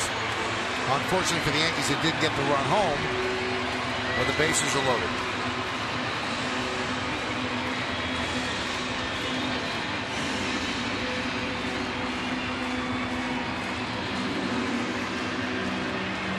To read his lips, fly ball, you go halfway, and Kelleher is going through every single thing that Almonte has to think about here.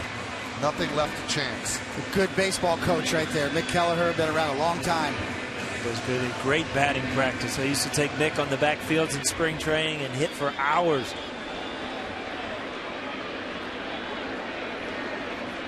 It's amazing how some guys are so good at BP. And, he threw the straightest ball. The best thing. That's what you want as a hitter, just something straight that you can beat on all day. Nick's in a situation here that, you've got to look for a ball up. Anything that Hernandez throws down is going to continue to sink. You don't want to hit a ground ball here. Get something in the outfield.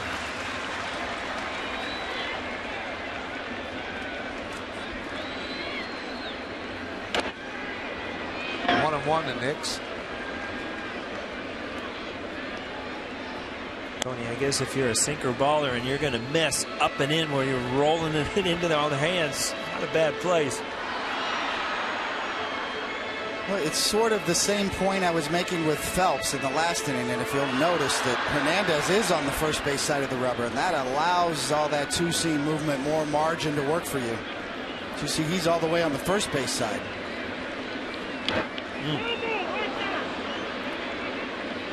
So you can see that these last 2 pitches, just from that angle, that gives him a chance to let that movement right in on Jason Nixon. I don't think you understand. I mean, this ball is moving a foot. That ball started out and ended up over here. I mean, that's a ton of movement on a fastball.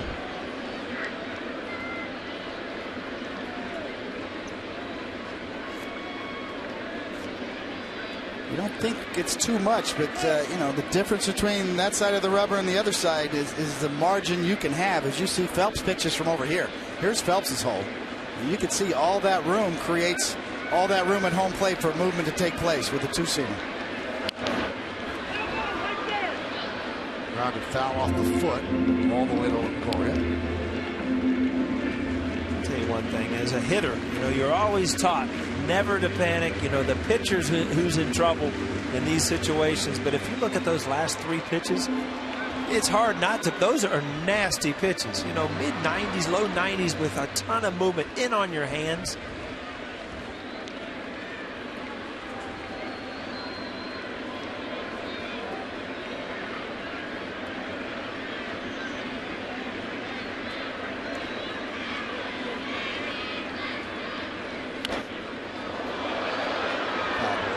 I think you're going to have to go to something off speed. I mean, you've been in there 3 times. He went with the changeup.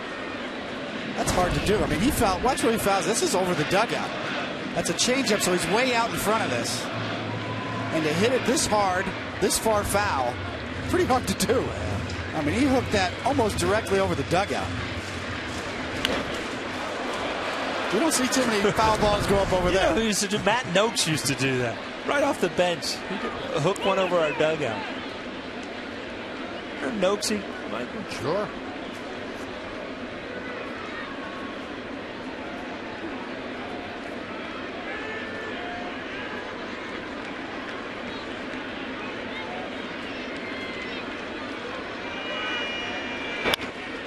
Grounded to second. This should be 2. There's 1. And there's 2. So Hafner scores, no RBI for Nix, and the Yankees take a 3-2 lead. And when you have the bases loaded and nobody out, you want more than this. Yeah, Nix, I mean, hit the ball hard right at him, but I tell you what, if you break down every single pitch, Roberto Hernandez pitched him tough. He really got in on his hands, then he went with a changeup, and then he finally got a ball that he could put the barrel on, but again, had good sink, ended up in a double play. Yeah. First time we've seen one of those ground balls go at somebody. Here's David Adams. 1-0. Like Hernandez is really letting it go a little more this inning, and you're seeing a ton, not just sink, but just total movement. The ball's just going all the way across the plate.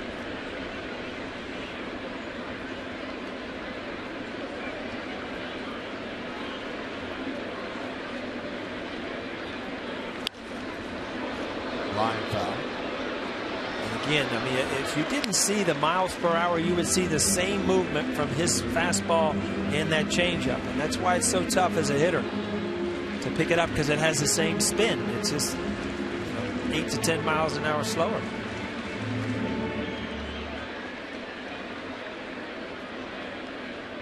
David Adams came in with 80 at-bats, still looking for his first walk. Grounded softly to third. Longoria bare hands and fires it past Loney. A run scores, an E5 on Longoria, and now it's 4-2 Yanks. Well, I tell you what, Longoria comes in, and he's one of the better defensive third basemen in the American League, and he barehands this ball. I don't know if he needed to, but sometimes when you barehand that ball, you don't get a good grip on it. Kind of threw a palm ball over there, and it just ran into the runner. Had more time than he thought. You're right, yeah. Paul. He could have gloved this ball, and David Adams not known for his speed.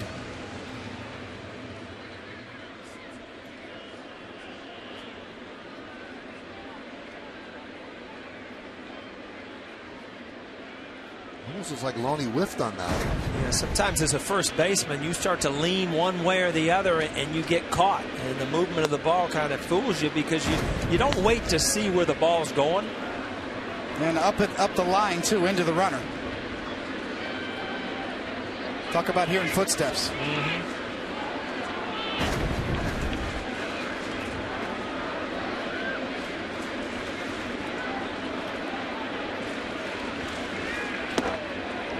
Good pitch there, 85 miles an hour. That's a changeup. Good sink on it.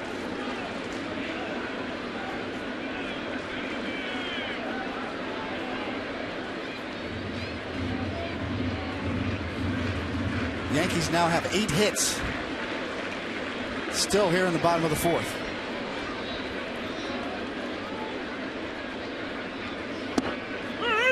That's tough right there, Coney.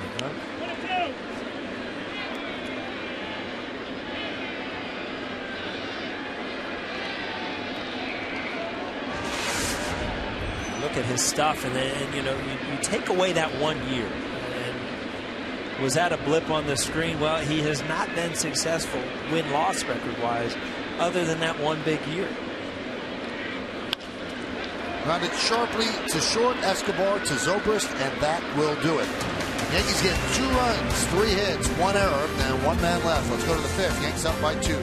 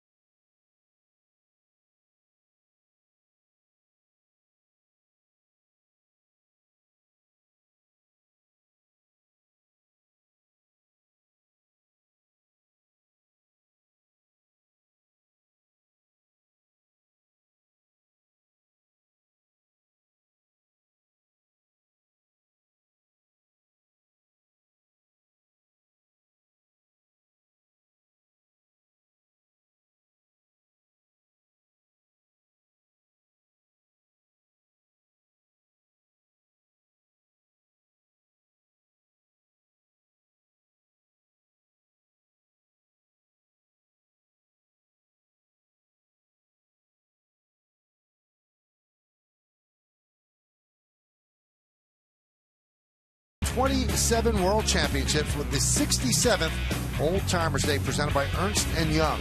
Come see your favorite Yankees legends put on the pinstripes again and take the field at Yankee Stadium. Be sure to arrive early as ceremonies begin at approximately 11:15 a.m. with the Yankees game against the Rays to follow.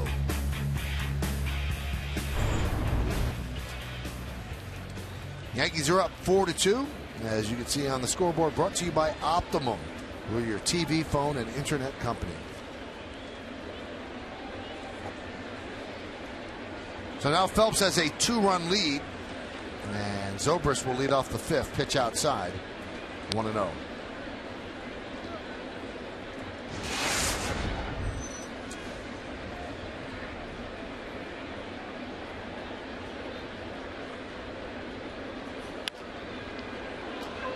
Fly ball, left field. Almonte is there. Paul, I'm sure you'd like to know this. Zoilo Almonte, just the 2nd Zoilo in history of Major League Baseball. I'm surprised it's not the first. The first one actually won the MVP for the Twins, Zoilo Versailles, in 1965. Wow. You know something last night I saw on the scoreboard that really blew me away was Molina talking about their catcher, obviously, in a trio of brothers. There's been 18 trios, brothers playing the major leagues. I mean, I knew they would lose. The DiMaggios. All right, so there's 2, but 18? Seriously? Huh? Trios. Yeah. Trios of brothers. Trios of brothers. And that doesn't include Manny Trio. No, Manny's not on that list.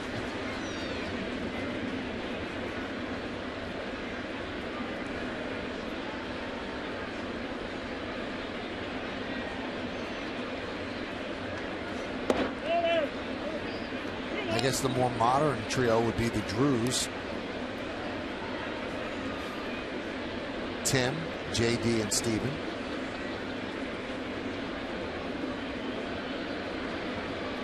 The 2-1. Driven out to right center. And Paul, you said it on the open. Longoria's going that way a lot. He is. His approach, I mean, he's always quick enough to go inside, but his approach is going to make him a better hitter all around. And you see that ball away, drives it away, and I immediately looked out, and the jump Brett Gardner got on that ball, I mean, that ball's hit hard. Line drive right center field. Gardner makes this look easy. Almost standing right there. Played the right position and got a great jump.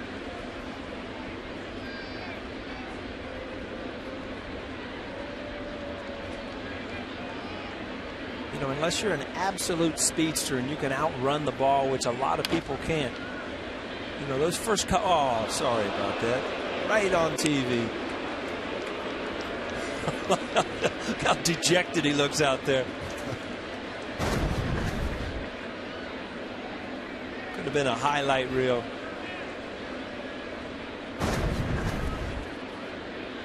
Yeah, I was going back to the outfielder. That first couple steps, that immediate jump off the bat is where you catch or don't catch a lot of balls.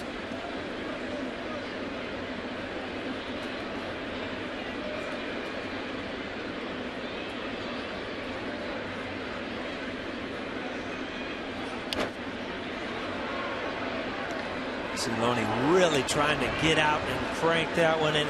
Such a difference between he and Zobrist. Zobrist can handle that ball away because he's closed, that front shoulder's closed. Loney, that front shoulder's open, which makes it very easy to get to that inside pitch. Just different ways of hitting. Can really handle that ball this middle half with that open shoulder. Ben Zobrist, and he just totally closes it.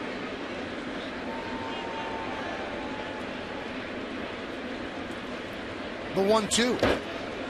Swung and missed. Ball gets away from Romine. And Loney's going to reach.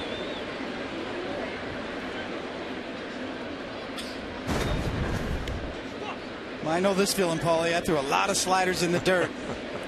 And you could see that Romine can't get it on his chest protector. He gets it off the glove and then off the wrist, and then that spin. You see that corkscrew spin? The ball's just going to shoot right at this point. Ideally, you'd like to bury it with your chest protector. But Romine never got there. He just kind of rode up his arm and shot right. The problem with those breaking balls, they're the hardest ones to block because of the spin on the ball. It's a fastball will usually, you short hop it right into you, but when that ball spins and it hits that dirt, it does weird things. Scored a strikeout in a wild pitch as Myers swings and misses. Myers, the 4th rated prospect in all of Major League Baseball by Baseball America.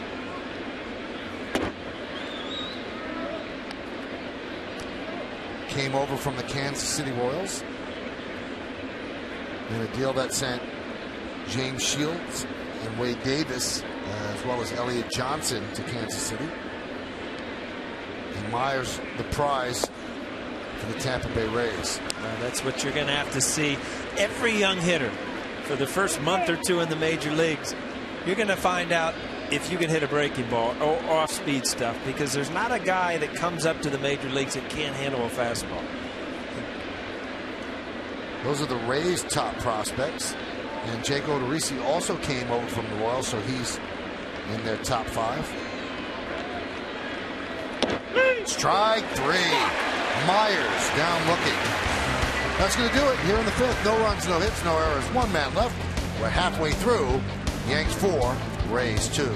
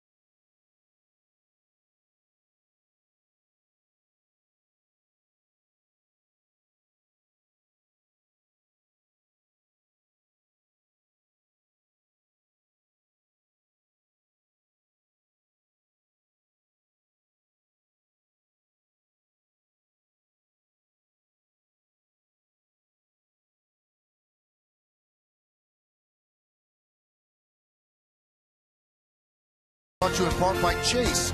Sending money is easy as sending an email with Chase Quick Pay. Time Warner Cable. Enjoy all the things you love better. Call Time Warner Cable. And by Hyundai, the 10th is back sales event at your Hyundai dealer now through July 1st. What is that, Coney? A slider or a two-seamer? What are we throwing there? Slider. Slider? Yeah. Determined. I actually threw my slider kind of like my two-seamer.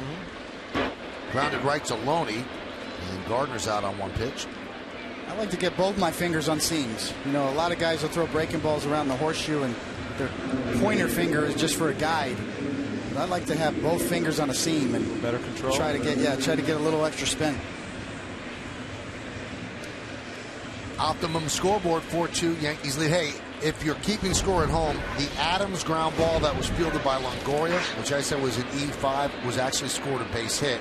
So Adams gets a hit and an RBI. Do people really do that? I mean, if you're sitting on the couch watching a baseball game, you got a pad of paper and you're keeping score? When I was a kid, I did.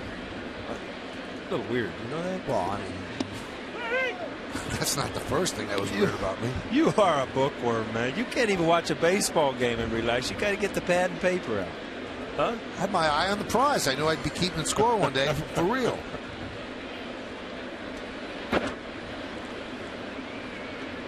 Have you ever kept score for baseball? You know what? I don't think so. You know, remember in the minor leagues where you had to like count pitches and stuff for the pitchers? I did that before when you weren't playing like an instructional league or something. I had to sit there and just put marks on the paper how many pitches a guy. We didn't have counters back then. It was either that or go chase the foul balls, right? Yeah, really. I'd rather keep the pitches. In high school, you had to chase the foul balls, and they'd foul them off into the woods and stuff. You're crawling down the creek.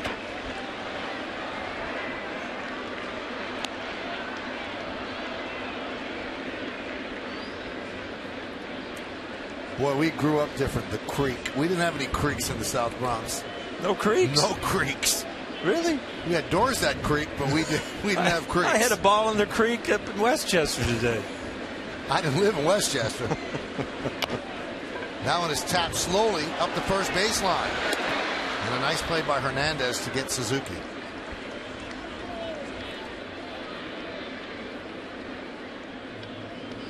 I know one thing. Chiro will put a lot of pressure on the defense. You come in, and Coney, you know this, you barehanded, you know you got one opportunity to clean it, to pick it clean and make a good throw. He's going to be safe. I didn't think there's any way he was going to get caught there. That's an Ichiro tailor-made infield hit.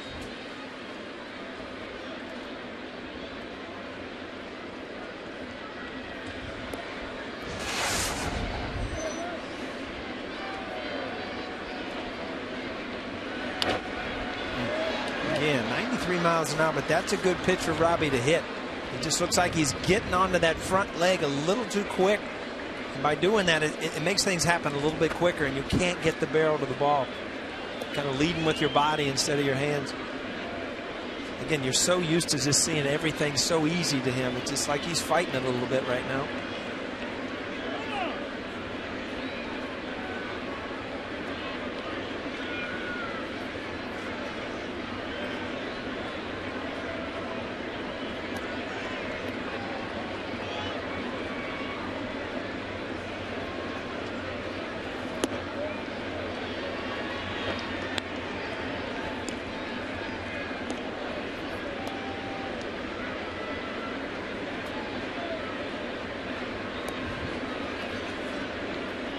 Carmona really throwing a lot of strikes tonight. 52 strikes, only 18 balls.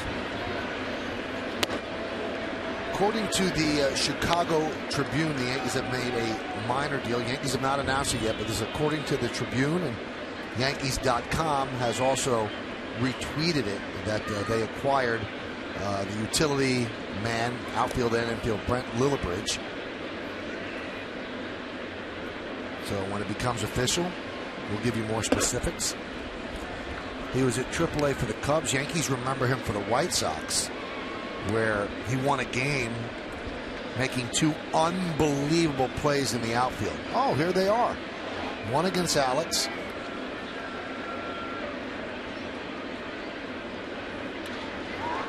And one against Robbie. Robbie hits that one to left field, coming on Joyce, and he makes a nice running play. for the final out of a 1-2-3 inning. We have played 5 here at Yankee Stadium in the Bronx. It's the Yankees 4 and the Rays 2.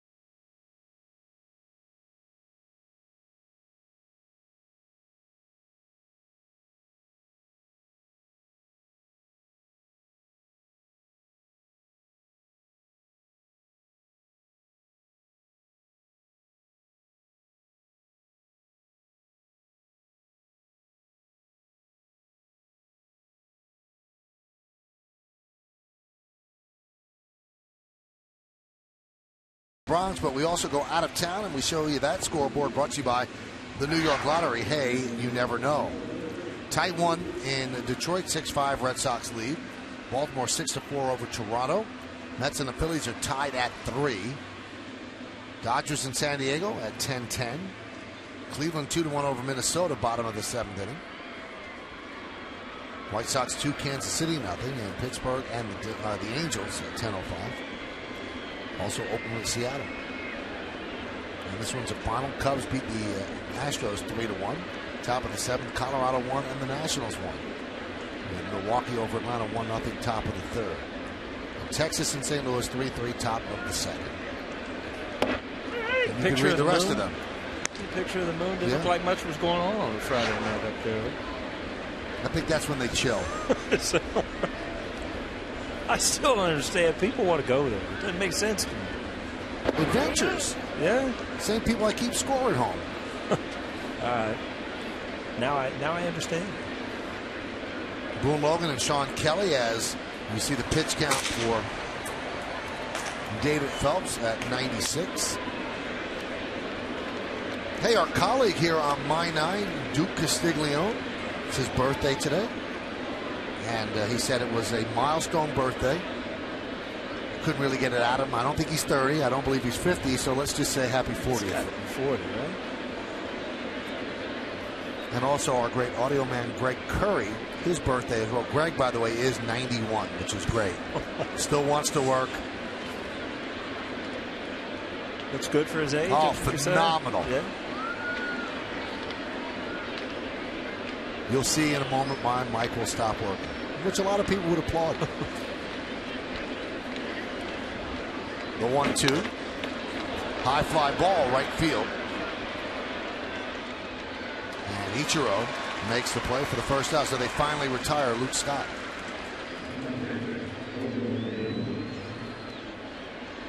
See his reaction right after that. Had a good pitch to hit, down low, lefty. Hit it off the end of the bat. Just enough sink. Once the pitch is a lefty, you just want to try to hammer out of here, but you see that reaction. No, you just didn't quite get it.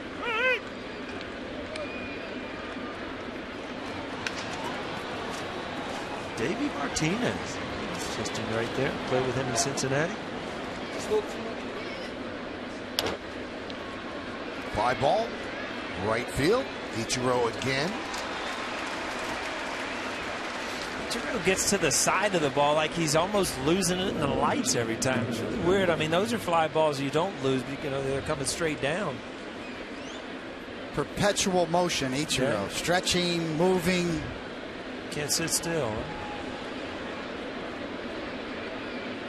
And one day, Ichiro was running sprints in the back. You see, he gets to the side like he's almost losing that ball in the lights. I was always taught to, to keep that glove over by your shoulder so you wouldn't lose sight of the ball. Never wanted your glove in front of your view. Also, you get the sense he's a little bit of a showman. He's going to cut the mustard a bit and make it interesting. It's like they could see that New York flag from there, from that angle. Now, who are these they you're talking about? The people on the moon? Just told me they were dead. They were chilling up there. Somebody was. Always reminds me of the beginning of the Honeymooners. Oh, that's a great show. Yeah. Loved it. Ralph Cramden. Was that a New York-based show? Was that in New York? Yes, Brooklyn. That one was punched to right field. It's a base hit.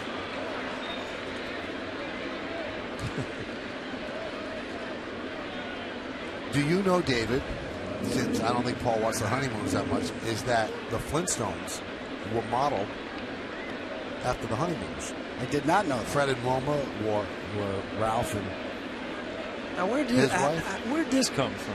How do you find this out? You read every now and then. I didn't hear that. It wasn't on the radio or anything. The only thing that separated Flintstones when they started having Pebbles and Bam Bam, What about Dino? And Dino, there was no Dino. All right, well, let's get out of here, man. All right, we're going to go to the moon with Alice, and Phelps is going to go to the dugout as the Yankees go to the bullpen.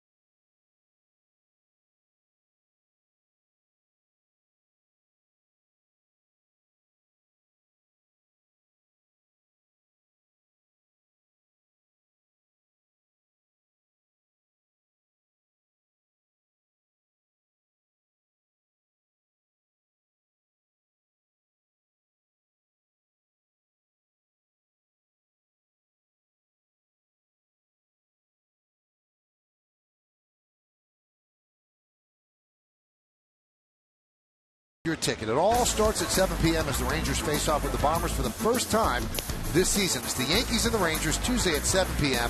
right here on My 9.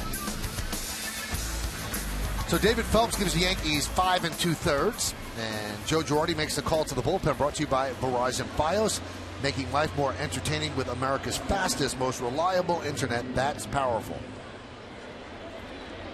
So the Yankees will bring in Boone Logan to take on Matt Joyce, and Joyce hit him well yesterday. He hit a bullet off him, and left-handed, facing a left, and a hard line drive to right field. Again, Matt Joyce is in one of those situations where he just has to be successful against lefties to be able to play every day against them.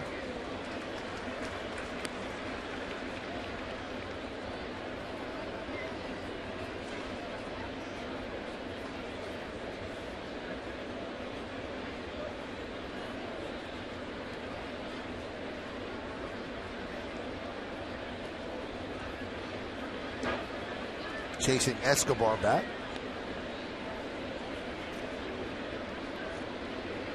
Escobar's putting on a show for you, Paul. You like him, and he's doing well. I'll tell you what, he's a good, solid player. You can just see bouts of, just everything. Very athletic, yes. 0-2 to Joyce.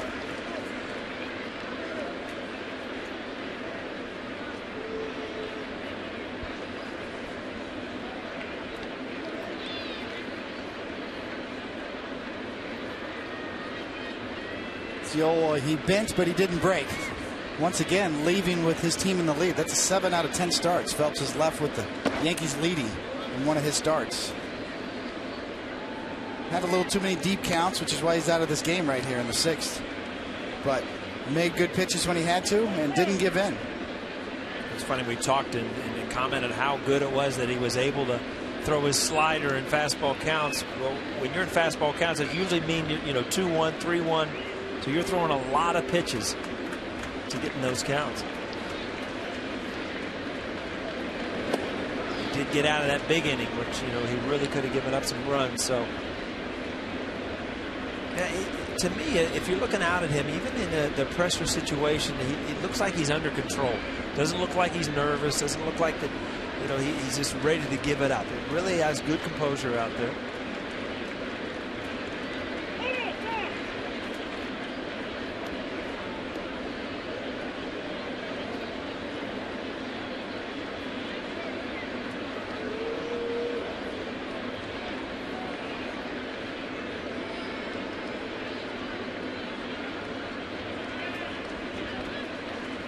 Swing and a miss. So Logan said, "You got me yesterday, I get you today." No runs a hit, no errors, and 1 man left on base. We're going to the bottom of the 6th inning. David Phelps likes that strikeout. He has a 4-2 lead.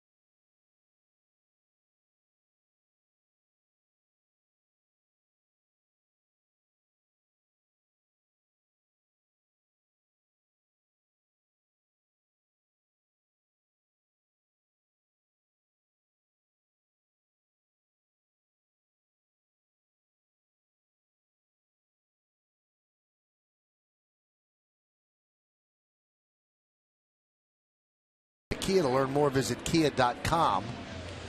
So you got an RBI by Cano, and that came on a sac fly. You got a ribby by David Adams on a ground ball that Longoria threw away. Ribby by Ichiro Suzuki on a slow roller.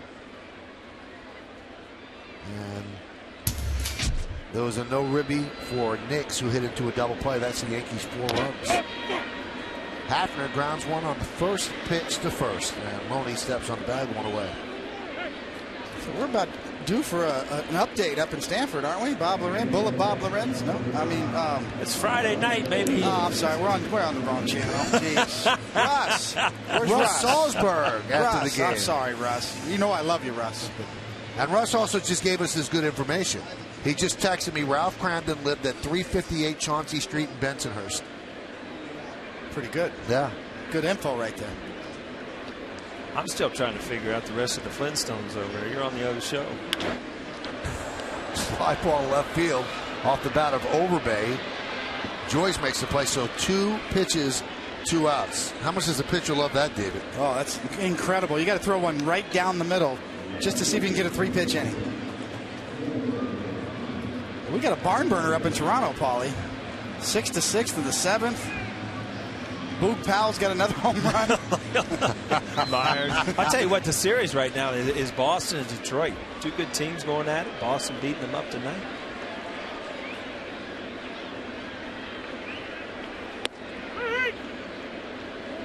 And Zoilo Almonte. Got some excitement to back up in Toronto, Paulie. I think I heard there are 35,000, 40,000 up there tonight for that game. High drive, right center, going back. Jennings looking up. See ya! The first big league home run for Zoilo Almonte. What a night in his first big league start as the Yankees lead 5-2.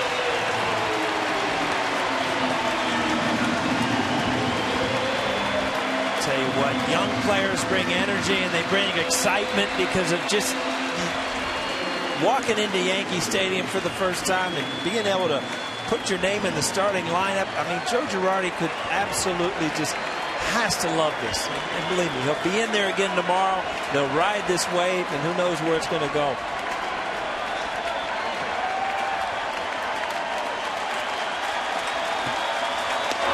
Best part about that, it went into the Yankee bullpen, so he'll get that ball back. And he's going to get his first curtain call.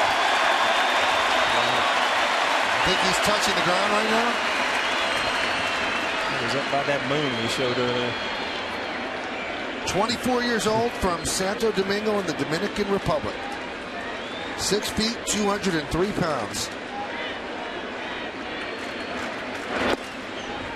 And why don't we check out the sweet swing of the game brought to you by Hershey Park. Say yes to family fun this summer at Hershey Park. You see the barrel of the bat gets out front and he doesn't pull off. Those slow motion home runs are cool. I like those. You probably hate them, but I think they look pretty. I had to look away. Cover your eyes on that one. Nix grounds one to Longoria, and that will do it.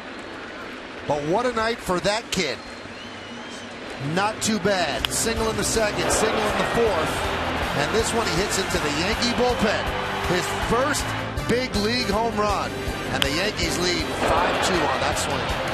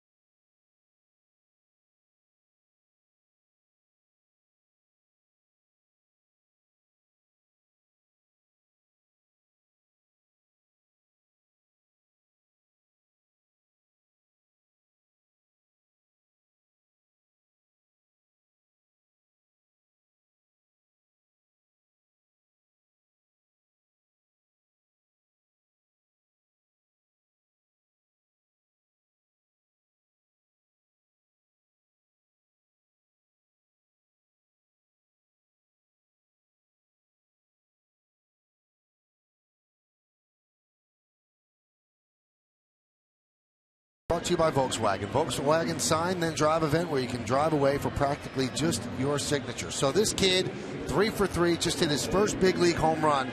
He actually signed with the Yankees back in 2005. So he has been at it a while. He's 24 years old, just got called up. First big league hit yesterday, a ground ball that hit the third base bag. But today, 3 more hits and his first big league home run. And you have to give some credit to Joe Girardi. This is an offense that has labored, has struggled to score runs. Vernon Wells has been in such a horrendous slump for 2 months. Girardi rolled the dice and said, let me give this kid a shot as Wells tries to work things out. And the switch hitting Almonte has certainly grabbed this opportunity and run with it.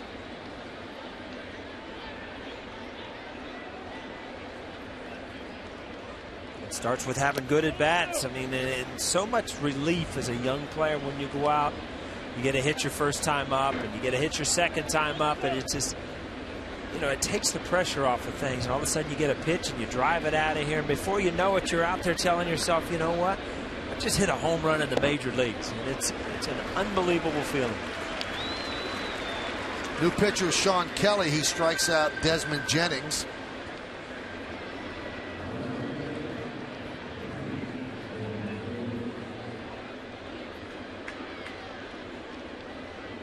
So Logan came on to get the final out of the 6th, and now Kelly gets the first out here in the 7th.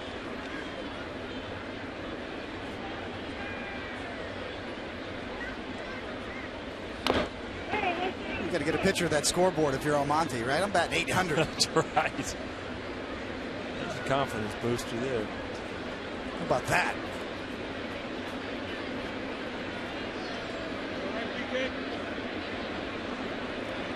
Almonte has shown some power. Last year in Trenton, the Yankees AA team, he had 21 home runs and 70 runs batted in.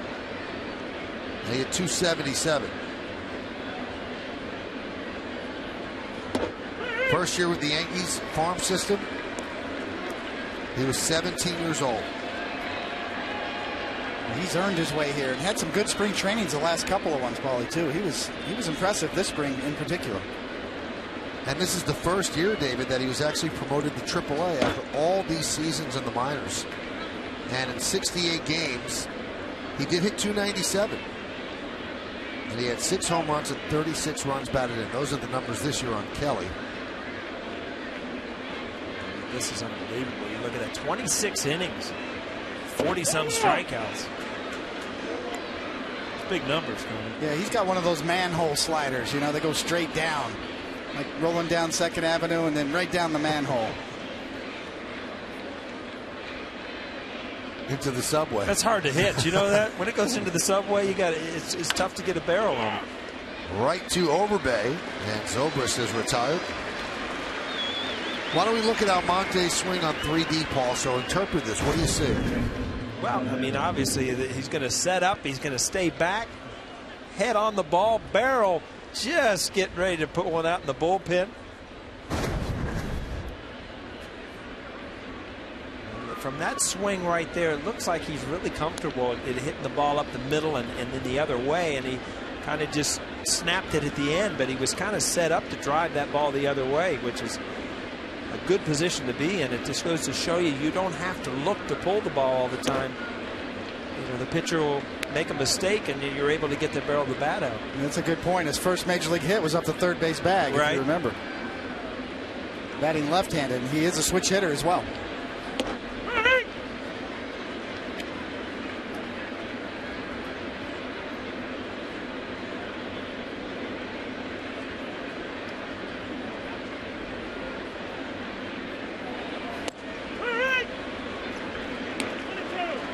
Count 1-2 to Longoria, who's 0 for 3 tonight after the 2 home runs last night.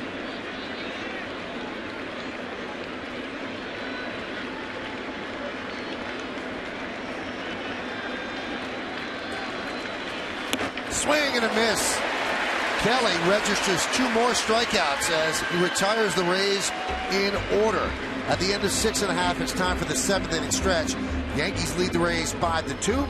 But we'll stay right here to honor America in the Bronx. Ladies and gentlemen, please rise and offer a moment of silent prayer as we remember the servicemen and women who are serving our country at home and around the globe. Thank you. Now, join in Kate Smith's rendition of God Bless America.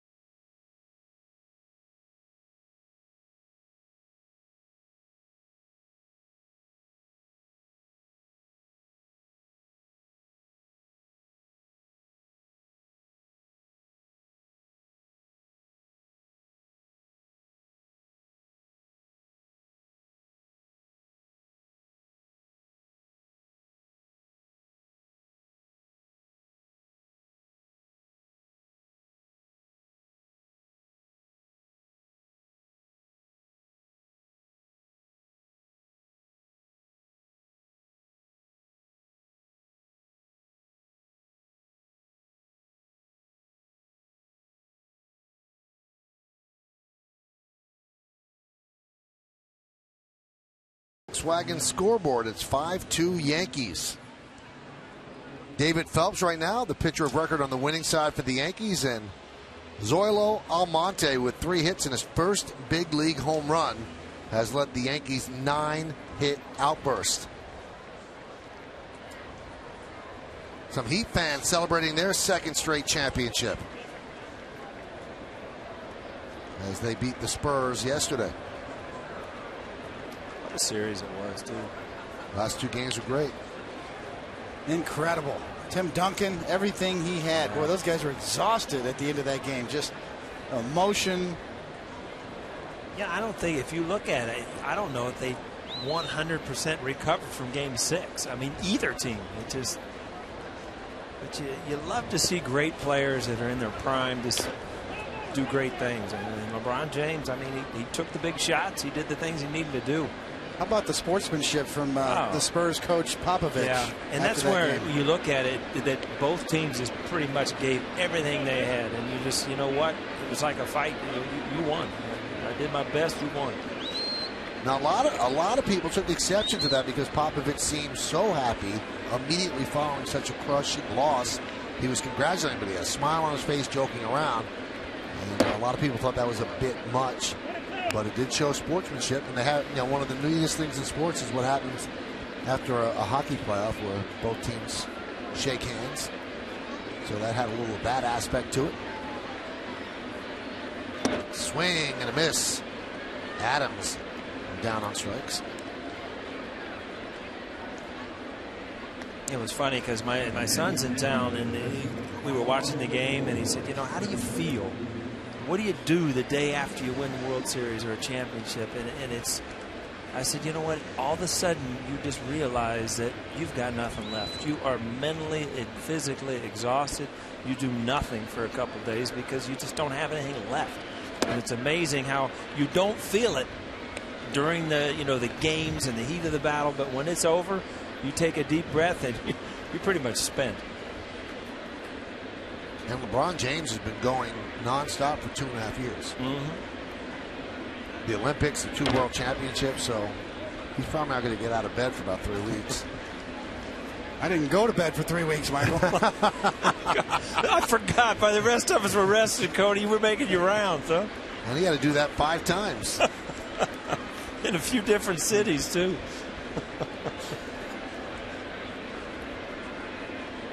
Nobody celebrates like New York, though, huh, Cody? No better place to win.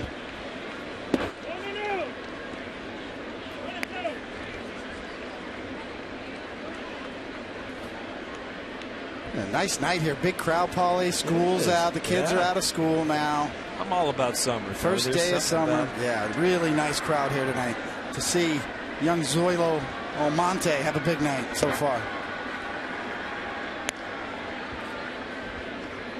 I mentioned earlier that the only other Zoilo in big league history is the guy who won the MVP in '65 for the Twins. I remember being pronounced Zoilo Versailles. That's the way it's spelled, but I'm getting a lot of tweets, and I just call him boss. And I think it's probably Versailles, but there's no pronunciation guide anywhere on the internet, so I'm going to correct it and say Zoilo Versailles. But he had an unbelievable year in 1965, and that's the only other Zoilo in the history of baseball.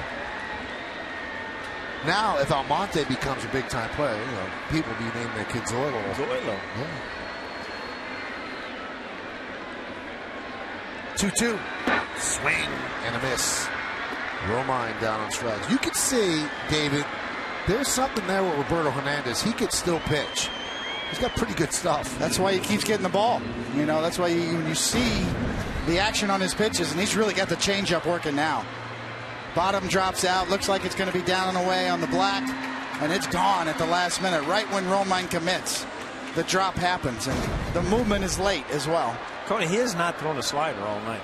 Does he just bag the slider? Because I remember in Cleveland, he had a slider, but again, you miss with the slider, and right when I say that, he just threw an 86-mile-an-hour slider. So I'm glad he's listened to our telecast. Yeah, occasional slider, definitely. You're right, just kind of for show. But his out pitch is his changeup, and of course that moving fastball that we've seen all night. Well, David, you touched on this earlier. That's what they teach in this system. Changeup, changeup. That should be your secondary pitch. And if you have those two pitches work, I mean, it seems like Major League hitters really have a hard time with the changeup. A good changeup's hard because of the arm. I mean, you pick up the ball out of the arm, and it's got the same speed, and the ball just doesn't get there. Well, breaking balls and sliders, you can pick up the spin a lot easier than a changeup. It's what all general managers now are looking for, is guys who can strike guys out and guys who can get the ball on the ground. And Hernandez's strikeout rate is up this year, almost 7.5 coming into this game, and he's got 11 ground outs tonight and only 3 balls in the air that are outs. And Gardner goes down on strikes as Hernandez finishing strong. He strikes out the side. We're going to the 8th inning. Yankees up by 3.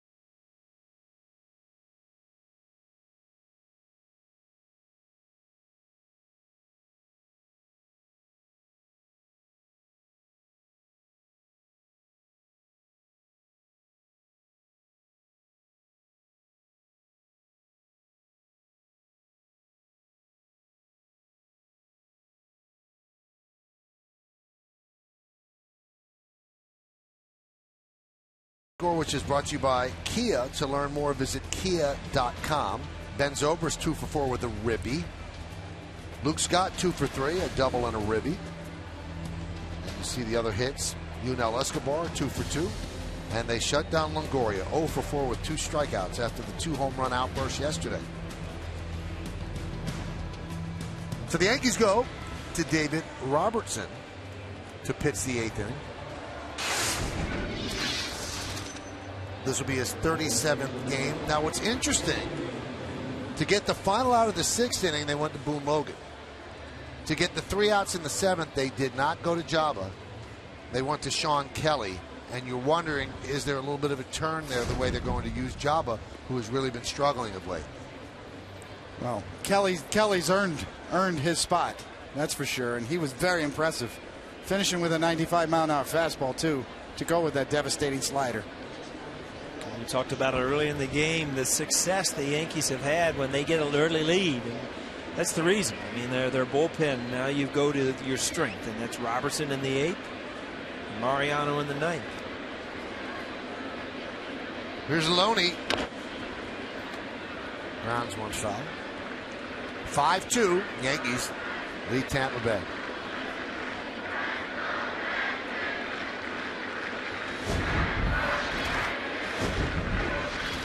So Phelps could pick up a win. Yankees, who have lost 7 of their last 9, could pick up a much-needed win. And the big story of the game is going to be the 24-year-old rookie, Zoilo Almonte, with 3 hits and his first big league home run. And he now is 4 for 5 in his big league career.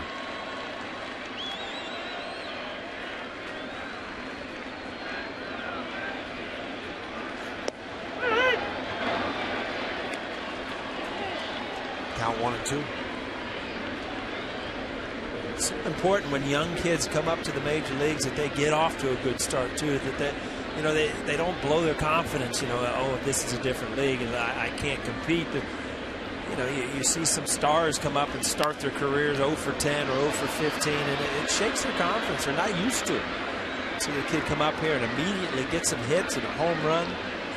Just like, you know, this, you can ride this out. You can continue to put him out there. Hope that you hit a little hot streak.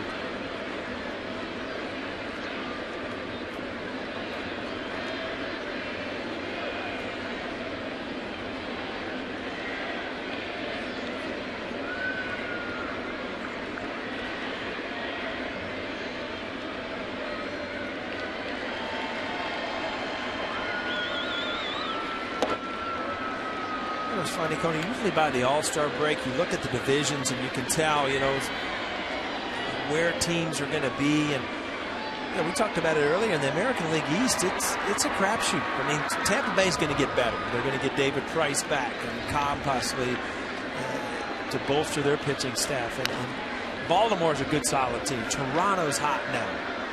You know, the Yankees are battling to stay close. They're going to have some players come back. So really, the American League East right now is as tough a call as any division in baseball.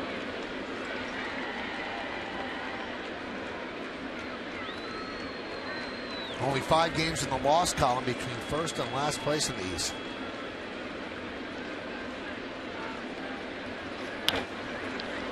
Loney with a fly ball to right center. Ichiro is there. Yankees lead 5-2 here in the Bronx. And you can check out the out-of-town scoreboard brought to you by Nissan during Nissan's Easy Choice event. The choice is easy. The savings are big. Shop at ChooseNissan.com.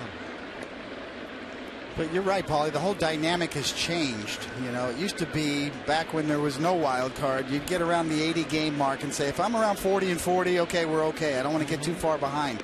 Now it's almost like you could be 60-60 with 22 left to play, right, and still have a decent shot at least at the second wild card spot. So teams are going to stay in it longer. The trade deadline is going to be more and more difficult to navigate. Who are buyers? Who are sellers? More complicated than ever now. Trade deadline used to be automatic. You knew the top. You were part of it, Cody. The top pitchers in the league that were on teams that couldn't win, they were going somewhere to help somebody to try to make a run.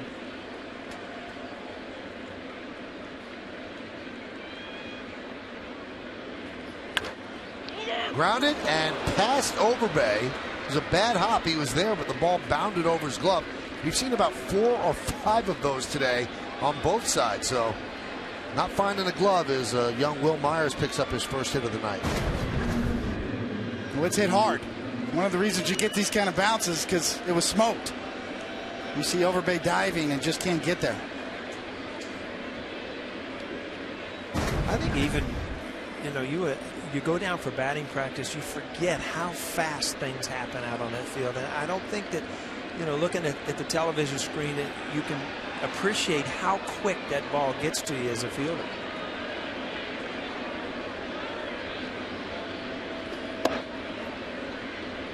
Paul, you talked about starts to careers, and Almonte can feel good. 4 out of 5, so he doesn't have to wait on that first hit. Well, some might consider Willie Mays to be the greatest player of all time. He's certainly in the discussion. He started his major league career 0 for his first 12 as a member of the New York Giants, and on his 13th at bat, he hit a home run over the left field fence in the Polo Grounds off of Warren Spahn. And Spahn later joked, "I'll never forgive myself. We might have gotten rid of Willie forever if I'd only struck him out."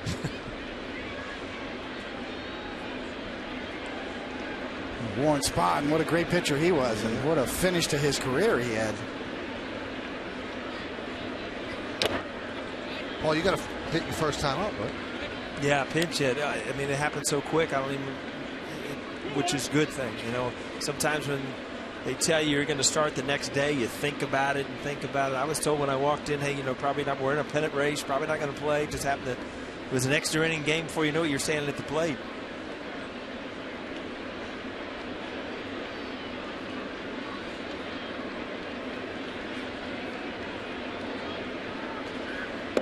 September call-up, Coney? If you make the team at spring training first time up? No, I got called up in the middle of the year and then sent back down. I was on the shuttle and then came back up for September with the Royals. You talk about disappointment when you get called up and they get sent back down. It's like getting a D on your paper, Michael. I wouldn't know that. Putting it in perspective for you. Listen to you. You said earlier I was a bookworm. Well, anybody that sits on the couch and keeps a notebook on the baseball game, something. You're ticking a lot of people off. A lot of people on Twitter say, you tell O'Neill I do that. My dad has notebooks of keeping score. People do that. That's nostalgia. Because, that's cool. I like it. No, you know what it is? You were a great player, so you didn't watch a lot of games. You played it when you were a kid, right? I wasn't quite as good as you athletically, so I kept scoring. Maybe I just tried a little harder, Michael. Didn't you think that? No, I think it's something with the synapses in your brain to your arms. What are you trying to say? He's a little attention span challenged? Or? No, he's just got more athletic. I'm challenged at everything up here, Coney. When we're one-on-one up here, we were supposed to lift. We were supposed to have races, play basketball, all kinds of stuff. He doesn't show up. Last time here, we were going to play stickball over the sewer hole, everything. Wait, you told me today you're not even going to be able to swing on Old Timers Day. Well, I challenged him before I went on the DL.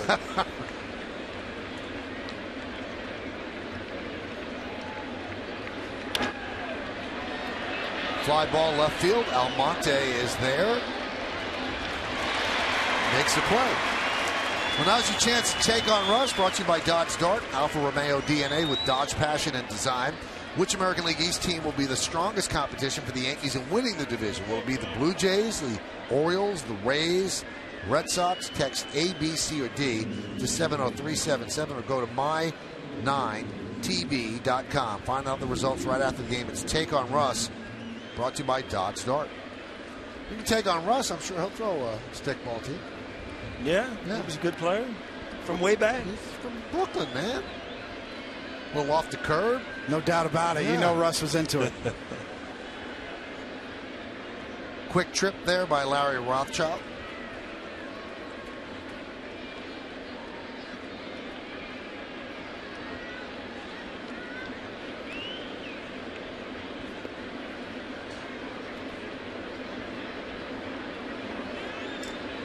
Yankees are at that magic number as Kelly Johnson pinch hits for Molina. They have 5 runs. Why is it magic? They're 22-0 this year when they score at least 5 runs. That's amazing, really. I mean, because 5 runs this day and age, I mean, that's not a blowout. I mean, it's almost normal sometimes. And to be 22-0, just credits again the back end of this pitching staff, what they do with leads.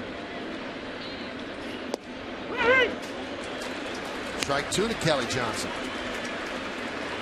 Robbie's just locked in on the outside corner on lefties here in this inning. Just drilling the glove.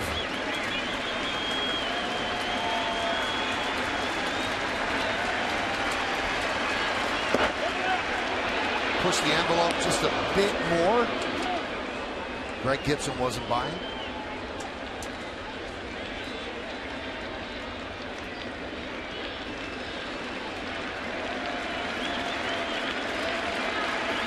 Swing and a miss. Got him. And that's going to do it. No runs a hit. 1 man left. We go to the bottom of the 8th. Yankees up by 3.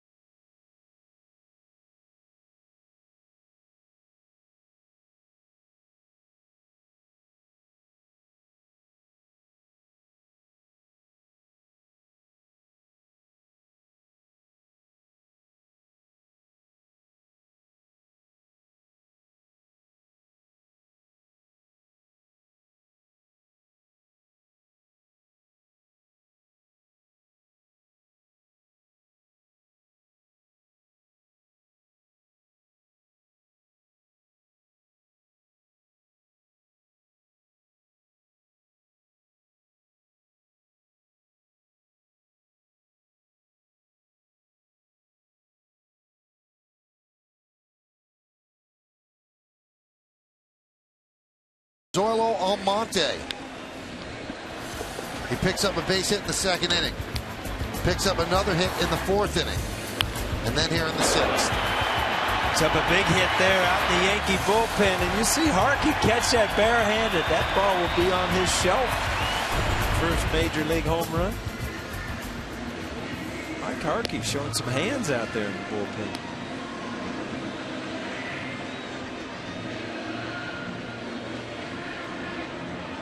Well, after the final pitch, stay tuned for the Verizon Fios game wrap-up. Russ Salzberg will break down tonight's action, plus have news and reaction from the locker room. The Verizon Fios game wrap-up tonight on the 10 o'clock news on My 9.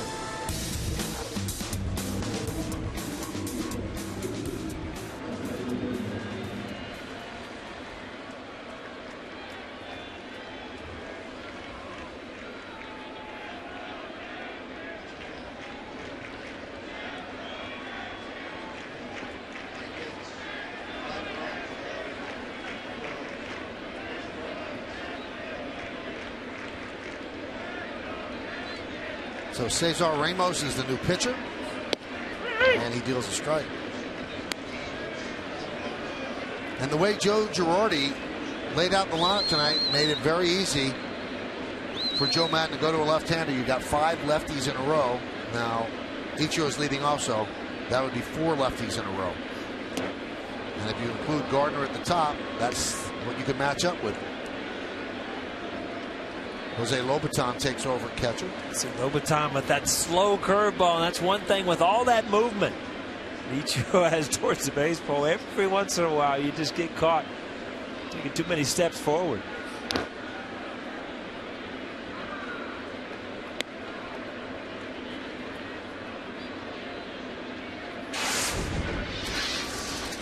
Although you're not really neutralizing Ichiro this year when you bring in a lefty. You see Ramos's numbers. Ichiro is 28 for 76. That's 368 against lefties this year. It's Cano that is struggling mightily against lefties.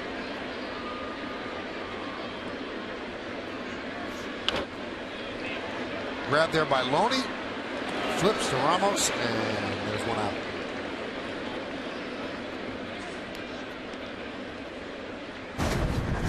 Again, this is usually an easy play. You kind of underhand it over there. It's like turning 2 with Ichiro. You better get the ball over there. Yeah, good job by Ramos to get over there. For a left-handed pitcher, kind of tend to fall off towards third.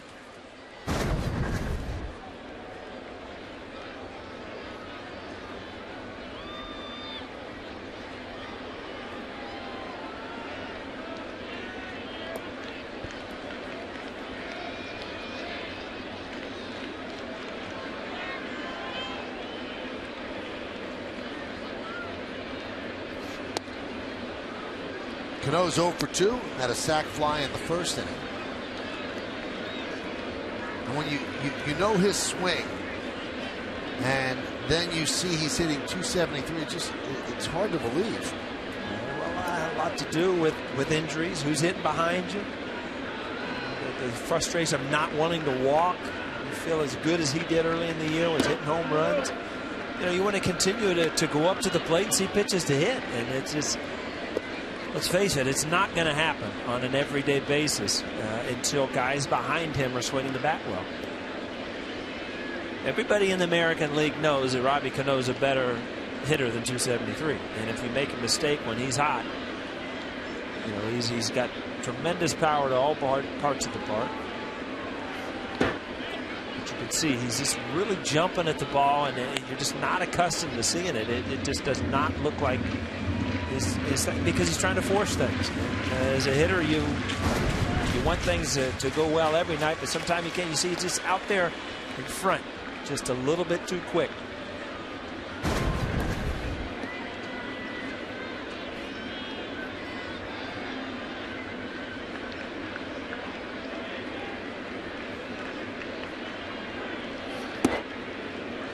Two. Coney, I felt like we really worn this telestrator out tonight. Did you notice that? You were on it tonight with the rubber thing. We're going back and forth. A lot of things on hitting tonight. Came in awful handy. Let me do something. All right. You just wanted to be part of the action? I just wanted to be part of the group. What was that, a slider? Huh? In that case, yes. It had a good movement to the outside corner. 2-2. Oh, with the fastball instead, count 3-2. Hafner is on deck. We're in the bottom of the 8th. Yankees up 5-2. Each team with 9 hits. Yankees have scored their runs on a sac fly, a ground ball up the first baseline, a double play, a ball thrown away by Longoria, and a home run by Almonte. There's a single for Cano. Joe Torre used to tell you that's an attitude adjuster right there. Really sends you home with a different attitude by ending up with a hit. A lot of ground balls found holes tonight, and here's another one. 1, 2, 3 hops before it gets to the outfield grass. Umpire could have made an easy play on that one, right at him.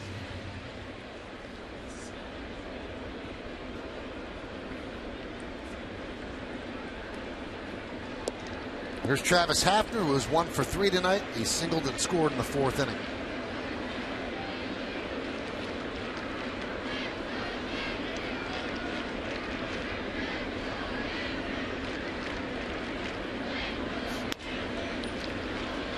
Grounded foul. Loney lets it go by.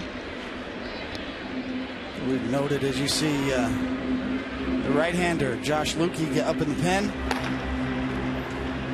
Yankees came in on a 2-game losing streak at home here, Paulie, and they've done that 5 times this season, but they haven't lost 3 games in a row at home yet this year. And there's only 3 other teams that can say that: the Tigers, Pirates, and Giants.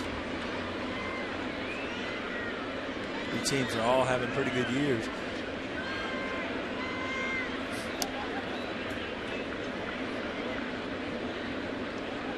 The Yankees had a hard-fought West Coast trip. I always worried about that West Coast swing, you know, and they had a nice start in Seattle, and then boom, they got swept in Oakland, and then really had to battle in Anaheim for that last victory, that 6-5 victory with Mariano and Albert Pujols squaring off for the last out of that 6-5 barn-burning game. So you come back home and you get rained out, and then you got a split doubleheader against the Dodgers. And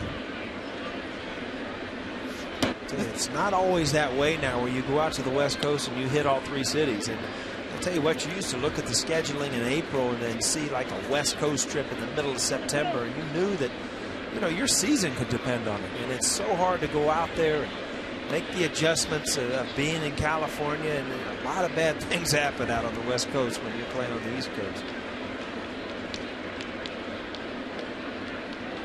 It's a nice night for the Yankees to bounce back, and they can hold on to this lead, especially with the story of Almonte. Real nice feel in that clubhouse if they can hang on here.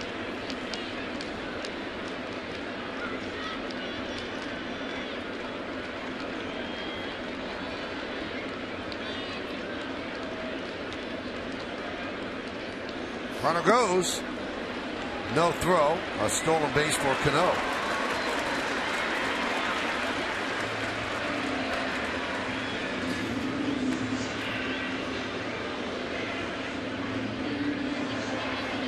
And by stealing second, that loosens up the shift a little bit for Hafner. Still, Zobrist is on the outfield grass, but now Escobar is on the shortstop side of the bag, so there's room up the middle to the right side. Yeah, and brings Longoria all the way back, closer to third base as well.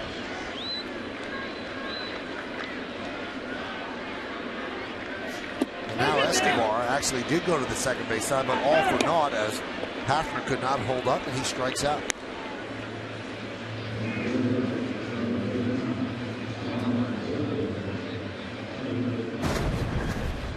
Again, when you commit as a lefty, you have to wait longer, and you see Hafner frustrated. Not a really tough pitch to lay off, but he just got out there too quick.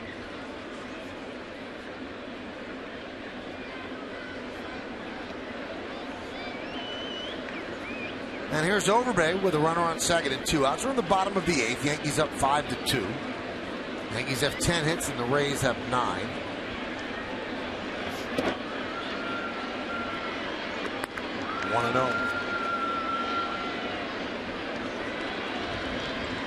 If Overbay gets on, then Almonte could get another shot. This time he'll swing from the right side against the lefty Ramos. Yeah, first watch or first look at him from the right side.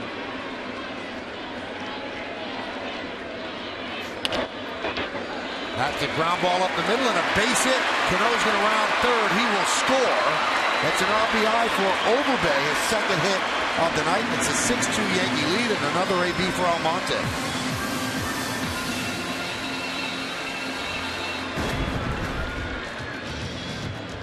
Again, Connie, we talked about it. Up the middle, a lot of base hits up the middle. You just can't defense it. Great way to drive in runs.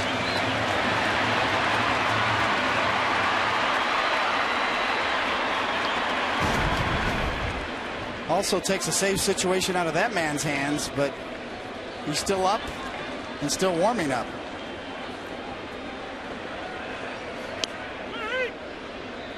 And Almonte takes a strike. Had his first big league hit last night. Ground ball that hit the third base bag. 2 singles in his first career home run tonight, so he's filling a lot of columns. He filled them all tonight. RBI, run scored. Overbay was going. Ball fouled away. Count 0-2.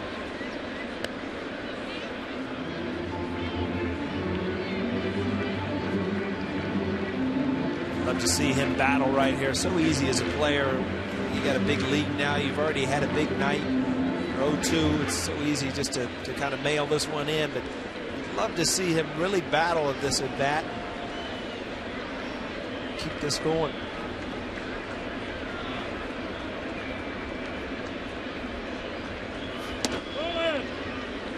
A little bit inside. And each at bat, obviously the Rays will learn more and more, and they'll probably check down with people they know in AAA. How do you pitch this guy? Right now they're learning on the fly. Not much of a dossier on him.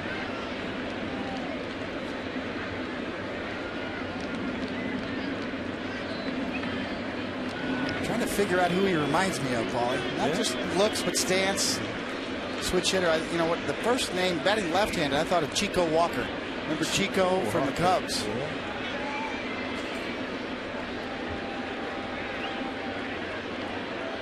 But Chico was just a left-hander.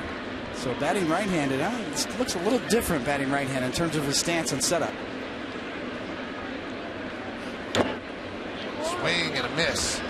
And Almonte down on strikes. Still a pretty good night, kid. 3 for 4 with a home run. Yankees score run on 2 hits. They lead 1. They're up by 4. Does Mo come in? We'll see.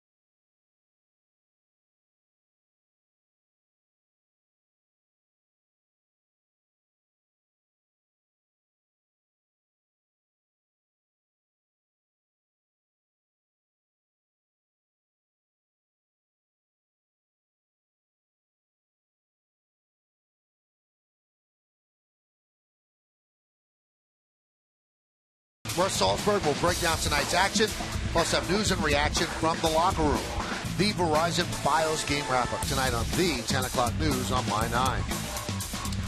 Crowd of 41,123 here on a Friday night, the first day of summer.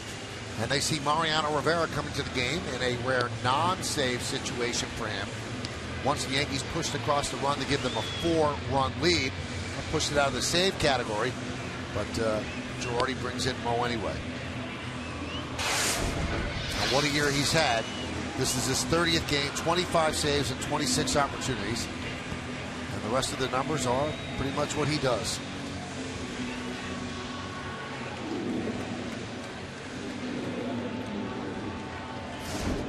It'll be 9-1-2 in the Rays order against Rivera. Sometimes Mariano does not pitch as well, either in tie games or non-save situations. Let's see how he does here with Escobar leading off. 2 for 2 with a walk.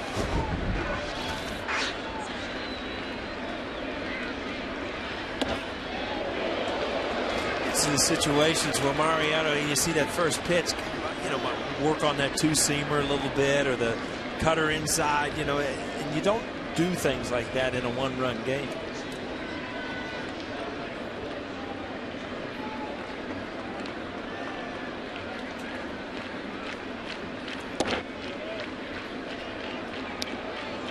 Count 2-0. So, Paulie, Toronto came back and won that game. They're 9th in a row up there. Beat Baltimore 7-6. They're now at 500. Well, I tell you what, Michael, we called a series early in the year, and we just were shaking our heads up here. Fly ball right field. Ichiro drifts back on the warning track, puts it away for the first out. All the talent that they had and the way they were playing, but Tony, you know as well as I do, you just can't put a group of guys together in a locker room and all of a sudden expect them to be a great team. It takes a while for guys to get used to each other, and it doesn't come together in spring training. It takes seasons. It takes, real games, and right now it seems like they've kind of turned the corner. Boston lost as well, so the American League East really bunching up.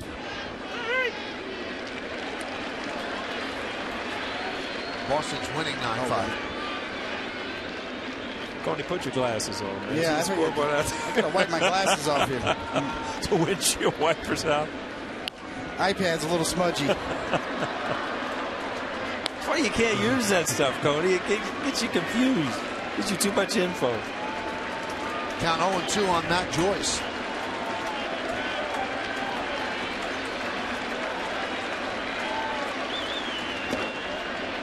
Missed outside.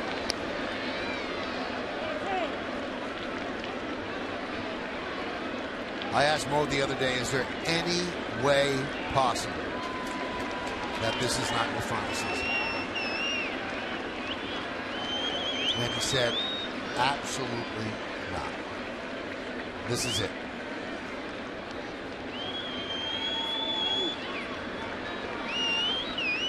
The 1-2. And he said, the only thing I'll miss is the game. He said, but there's a lot of other things. He said, I really don't like to fly. The travel gets old. I want to be near my family. I don't want to be away from them all the time. He said, I admit I will miss the competition, but the other stuff I will not miss. I agree 100%, Coney. It wears on you. There's no doubt about it. But there's nothing you'd rather do if you could just walk out and play the games. But there's so much more that goes about playing in a major league season than walking out and coming into the 9th inning and shutting the door in front of 50,000 people.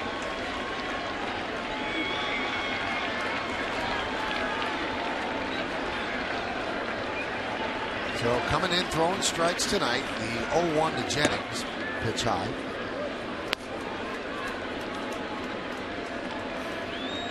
Michael, you going straight home tonight, Friday night? Going straight home. Really? The day game all, Paul. You should be going straight home. No, I know Cody's not going home. Day game or night game. As a broadcaster or a player, it doesn't matter, does it, Cody? There's always a detour. Mariano's doing a little detour, throwing two-seamers, too. The 2-1. Popped up. Romine makes the play, and the Yankees win the game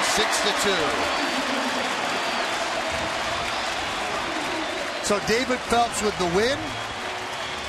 Zoilo Almonte with a great game for the rookie. 2 hits and a home run, so 2 singles and a home run. The Yankees are now 23-0 when scoring at least 5 runs, and 30-5 when scoring first. We got some awards to give out. You wonder, is Almonte getting any of them? I would think he'd have to, right? Well, we'll find out in just a moment. Stick around then. We'll get you ready for Russ and the birthday boy, Duke Castiglione.